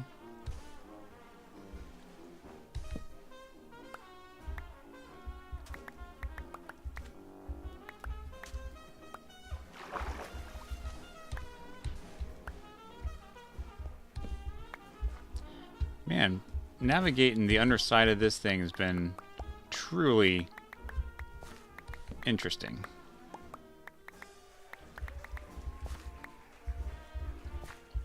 So I definitely want to do something down here. We definitely have to like modify this terrain.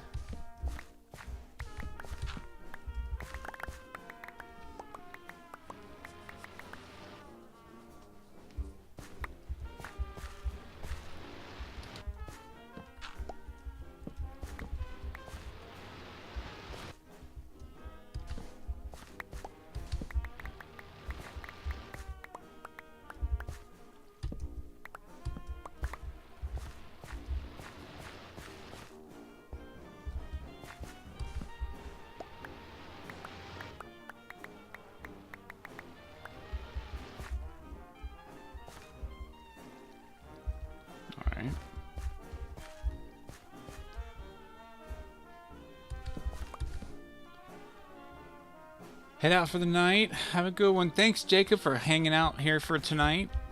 Appreciate the company, as always. Look forward to seeing you again before your wedding day. I think next Wednesday, we'll head back to the Vault Hunters. But Saturday, I'm going to skip stream on Saturday. I'm going to try to do some more work on the stop motion animation stuff. So Saturday, so I'm going to miss stream again on Saturday.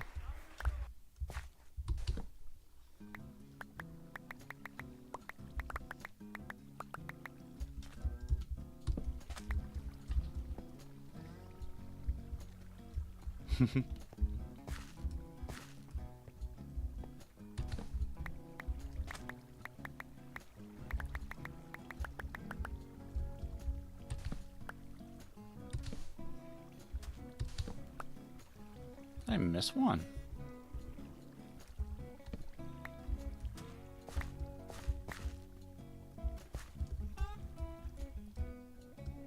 Oh, I didn't finish one. That's what I ended up not doing.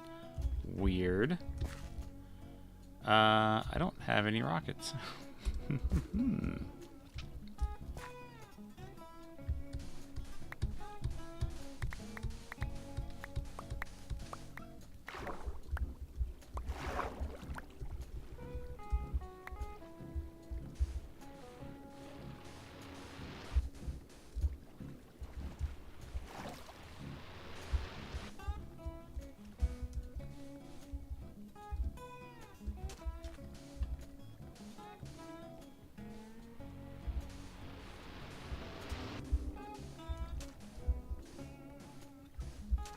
It might have been easier to go get the sponges and just finish this off, but I thought this would work too.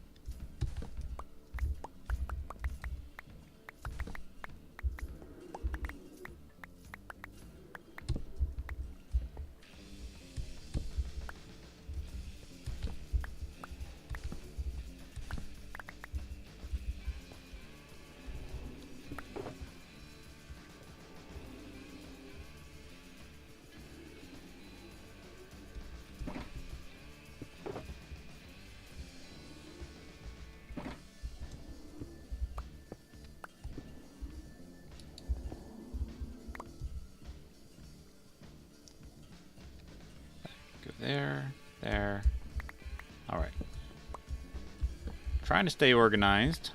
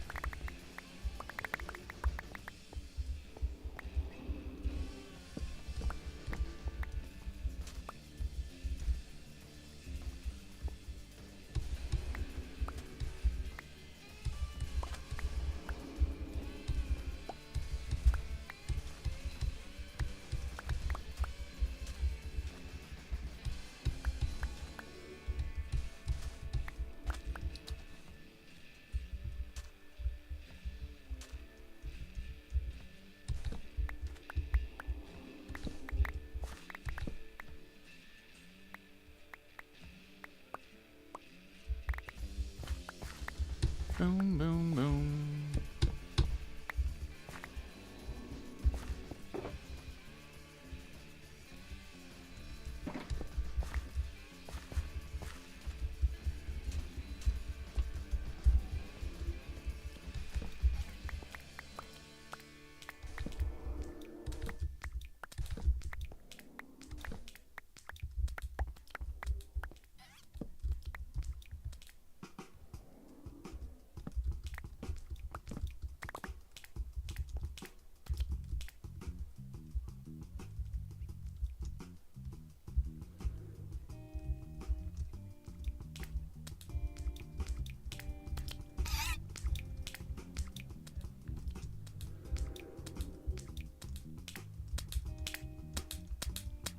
Aha, found you. Found that little pervert.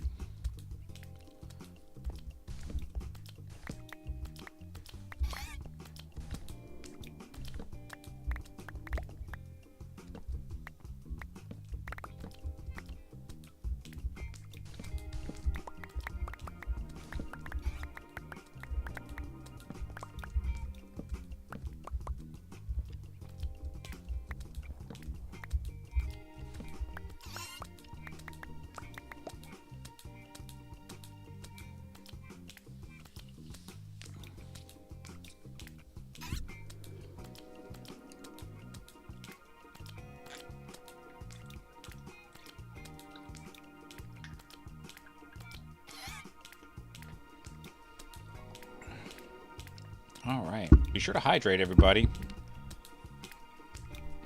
Hydrate or dihydrate.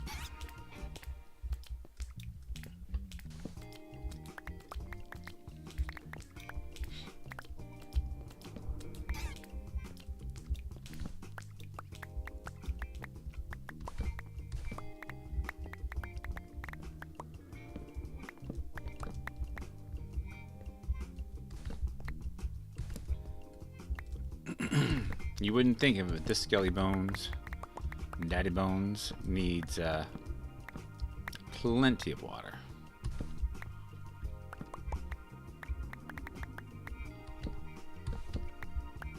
Although I do drink a lot of coffee.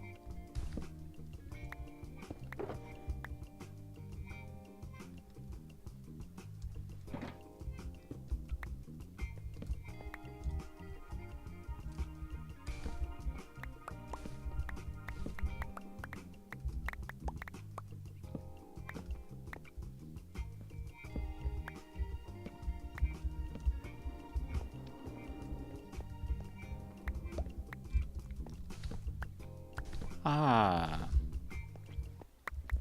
So quiet and peaceful when you're doing one of these things. But speaking of quiet and peaceful, I think a child just went to bed. Finally. Way past her bedtime.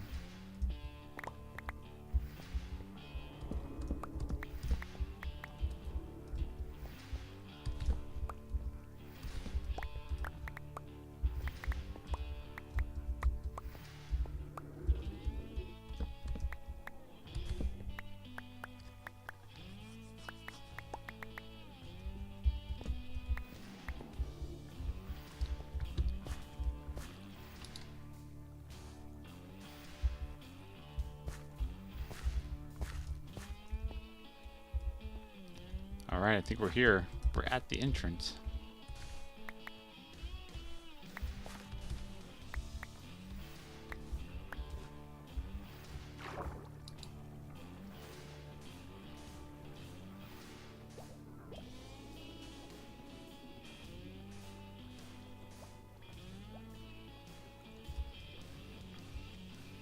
Wow.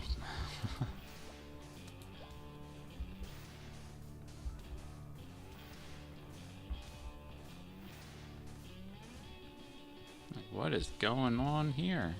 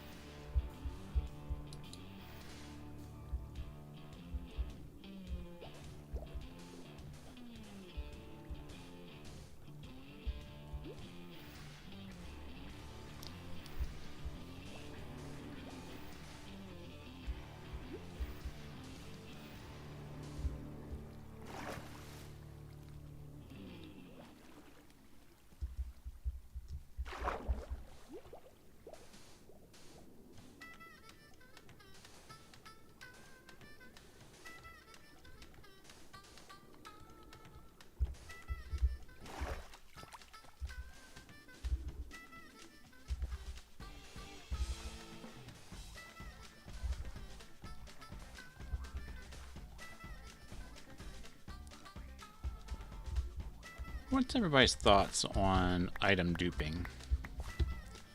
I was thinking about the sand the other day, and how there's the sand duper that you can do with the end portal.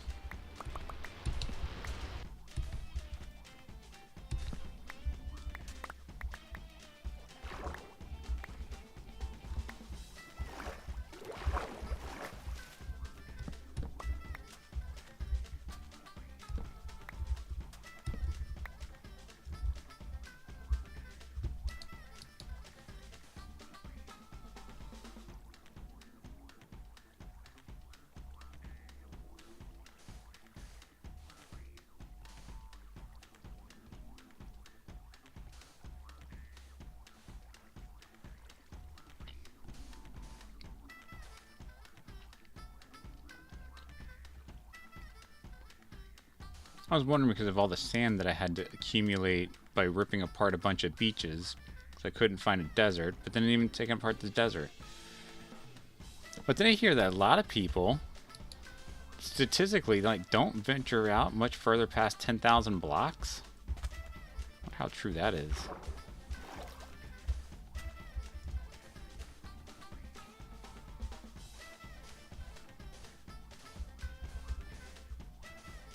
I think that's why people, like, restart their game so often.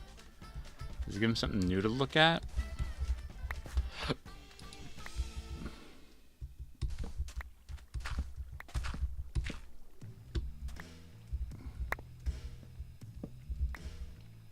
But then in that instance, it's like, why would you restart? Why wouldn't you just...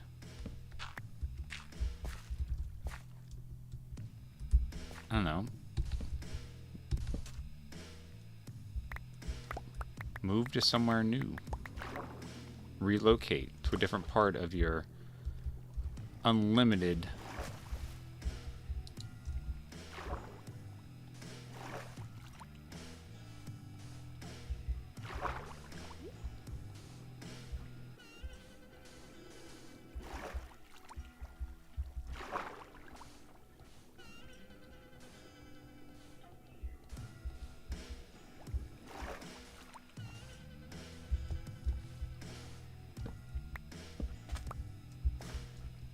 Yes, your unlimited seed.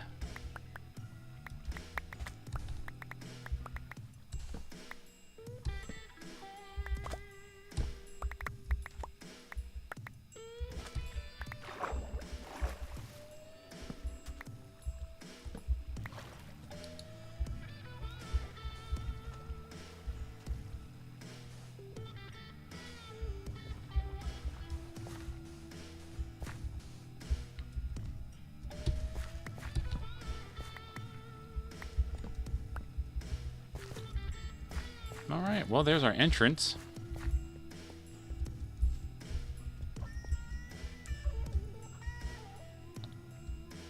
Oh, we still have all that to clear off yet.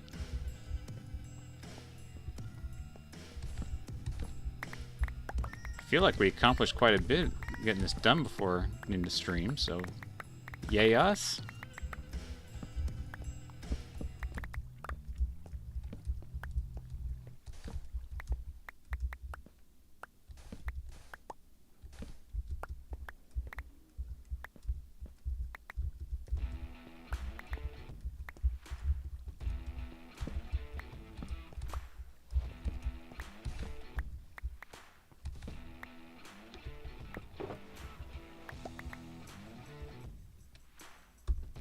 Oop, that's it.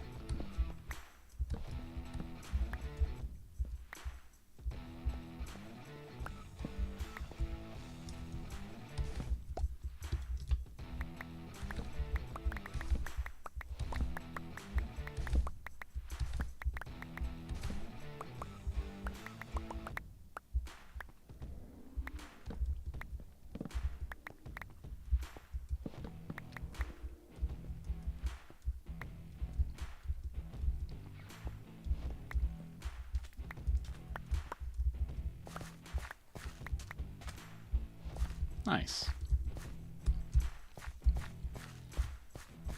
Alright, we got 3 full boxes of sand. Plus whatever we pick up. I think we're going to need to make a couple more shulker boxes.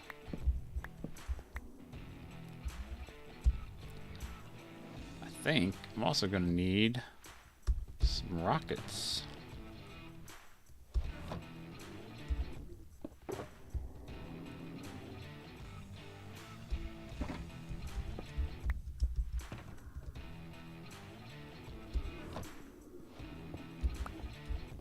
Alright. Let's go cook some fish and make some rockets. Or shulker boxes. I think another 2 shulker boxes should work.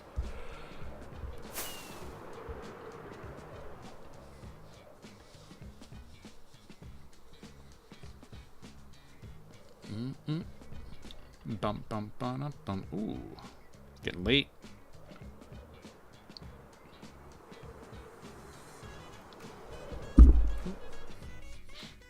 Bumping my mic. I feel like I gotta do that at least once a stream.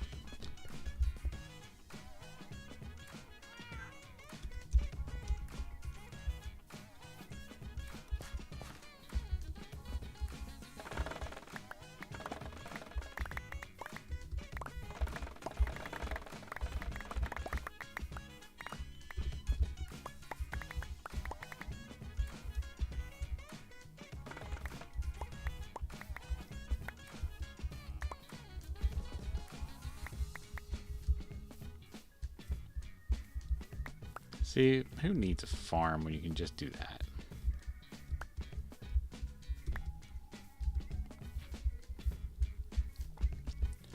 There we are.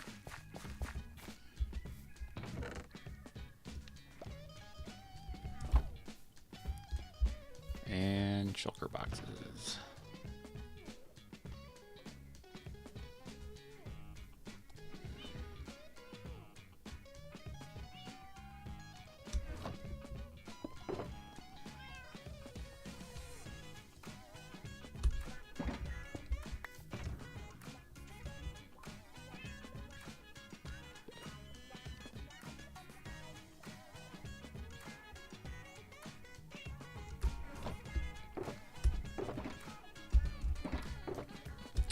Have some chests made somewhere.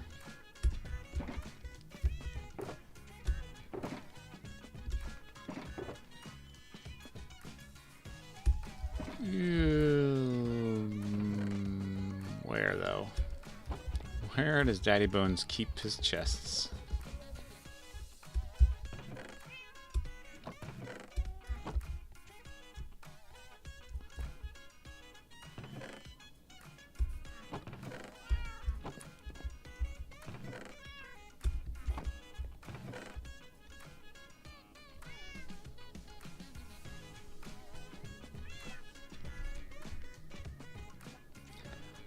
I saw this meme that said,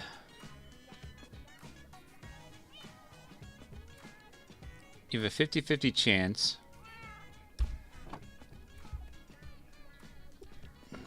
one, two, three, four. I think that's it.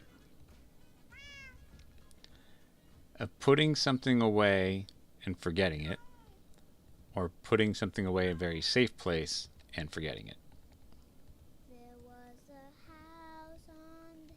Oh, there we go.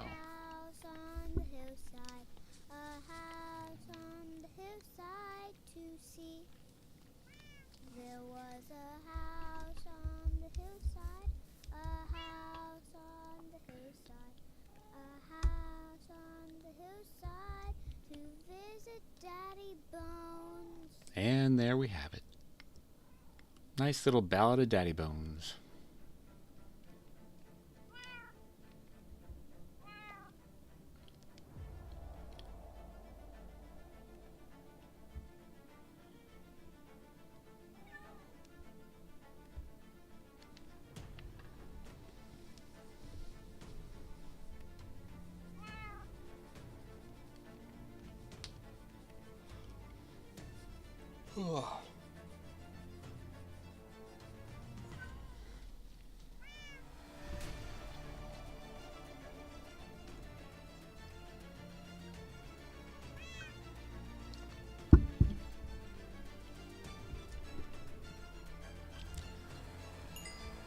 All right, there we go.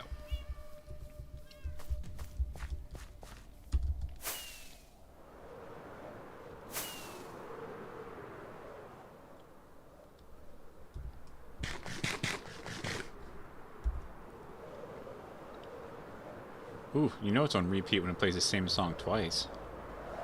Or random, I should say.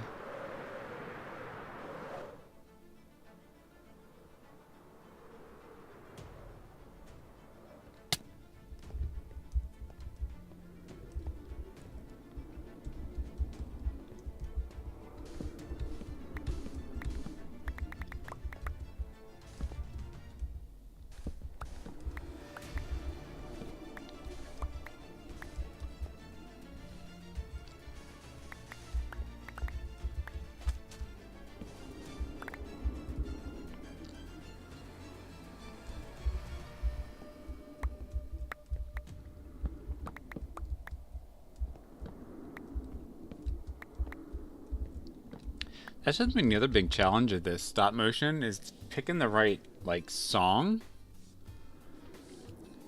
Now, I was in GarageBand and came up with, like, something. Not sure if I'm in love with it or not. But it's something. Works with what we're doing.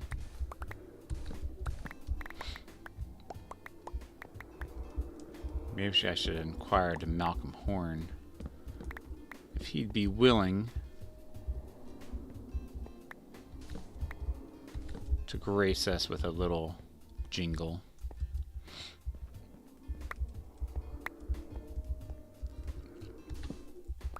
The problem is it kind of borderlines on that edge of creative content for advertising. Like, while we're doing the stop motion for fun, it's kind of like a happy holidays from our company sort of purpose.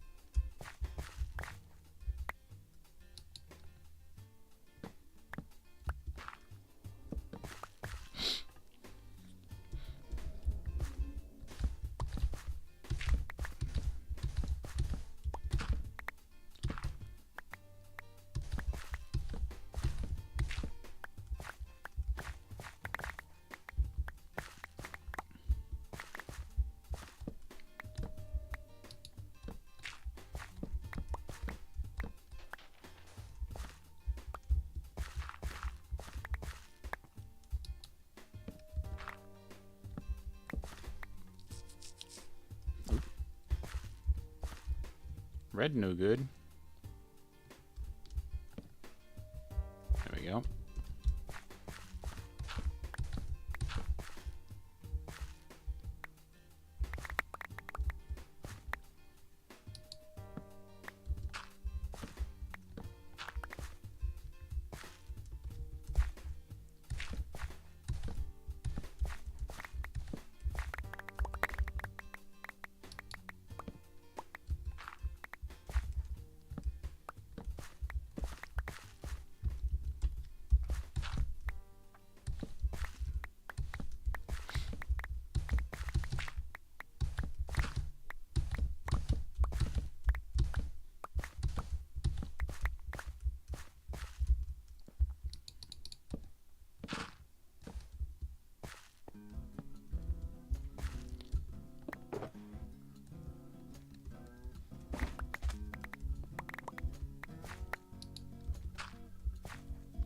Do do do do do do.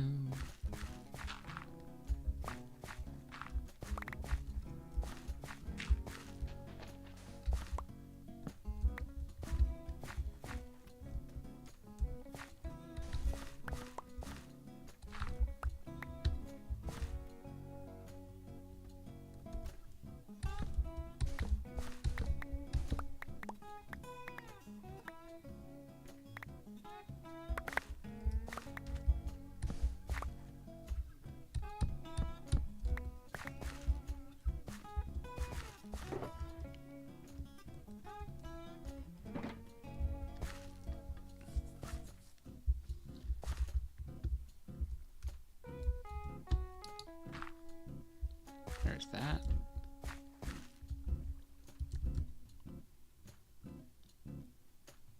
Okay, not bad. We're on our last bit here. Now if we complete this, I think we can call it a night.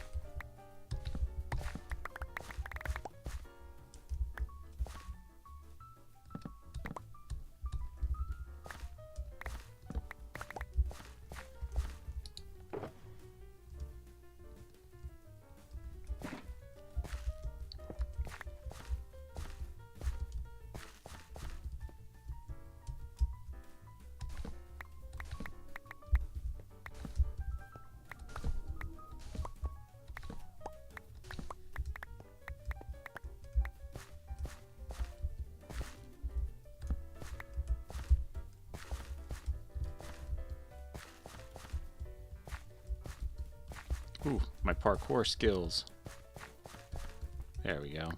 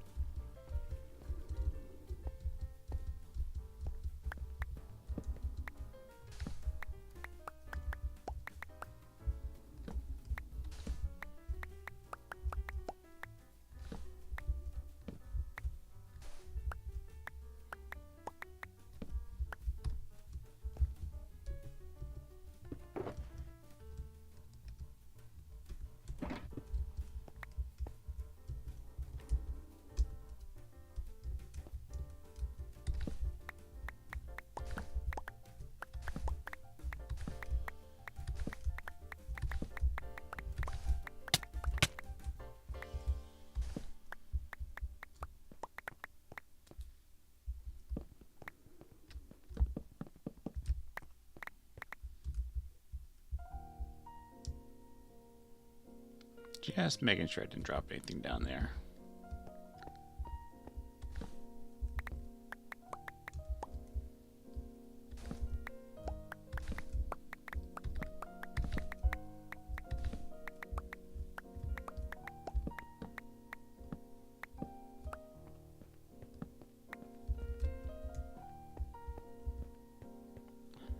Bum, bum.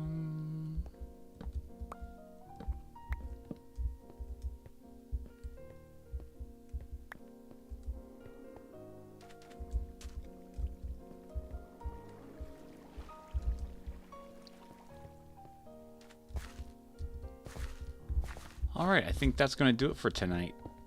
Let's take a look here real quick before we take off.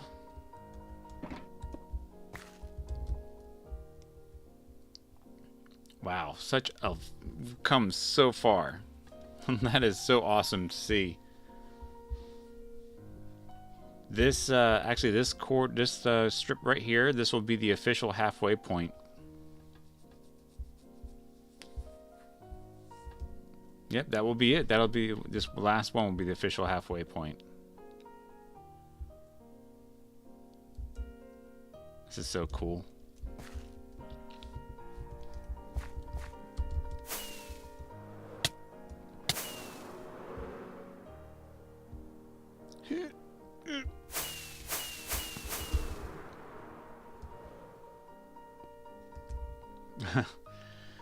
Yep, that's my flying skills, folks.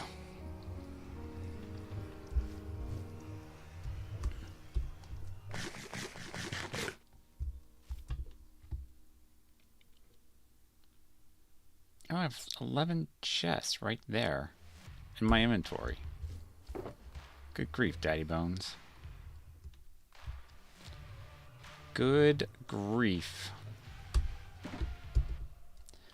Well, everyone, thank you so much for coming in today and lurking and VOD viewing. I really appreciate that. Oak Dew, thank you for being here in the beginning. Jacob, thank you so much for coming in and keeping me company for the better half of the second half, or the mid to tail end of this stream. I really appreciate the conversations that we have. Feels good. And I look forward to seeing you guys again soon. Let's head on over to our finished screen. Here we go. Awesome. If you'd like to see what we went up to in IRL, hit me up in the Discord here. You'll get to see the little clip of the stop motion that we did. That I've been doing at work or testing. It's been a lot of fun. It's a lot of work, but a lot of fun at the same time. And I'm just having a ball. I really am. But I'm also not trying to burn out too, because I didn't do a whole lot this evening on it. That I've been doing between Monday and this evening. It was a lot all at once, between work and then right to that, and then to the editing portion of it, to turn it into a clip. And yeah, it's a whole workflow. It's a whole process. It's not anything short term, but I'm enjoying the process. I am enjoying the way it's turning out. So check that out in the Discord. I stream every Wednesday night at 9 p.m. and every Saturday morning at 9 a.m. However, I will probably not be streaming this Saturday morning. Keep an eye out for that on the Discord. I'll make an announcement there. And if I do decide to stream, I'll post in Discord. You'll see the alerts that come up. I have alerts set up. And let me know if there's something you guys want to expand on in the Discord. There's the TV, there's the movie stuff that I do. I can try to do a little movie. We can talk movies and Star Wars and stuff like that. Like, that's all the stuff I'm into. Story structure, I'm all into that kind of stuff too. And I love talking about those kind of things. Anyways, as always, I want you guys all to be kind to each other. Be kind to each other. It makes every day a better day, and every place a better place. So just be kind to each other. You want you to stay safe out there. And if you need help, just ask somebody, talk to somebody. Your friend will probably be the first person who wants to listen to you. So, yeah. So be kind, be safe. And I'll see you again soon. Cheers.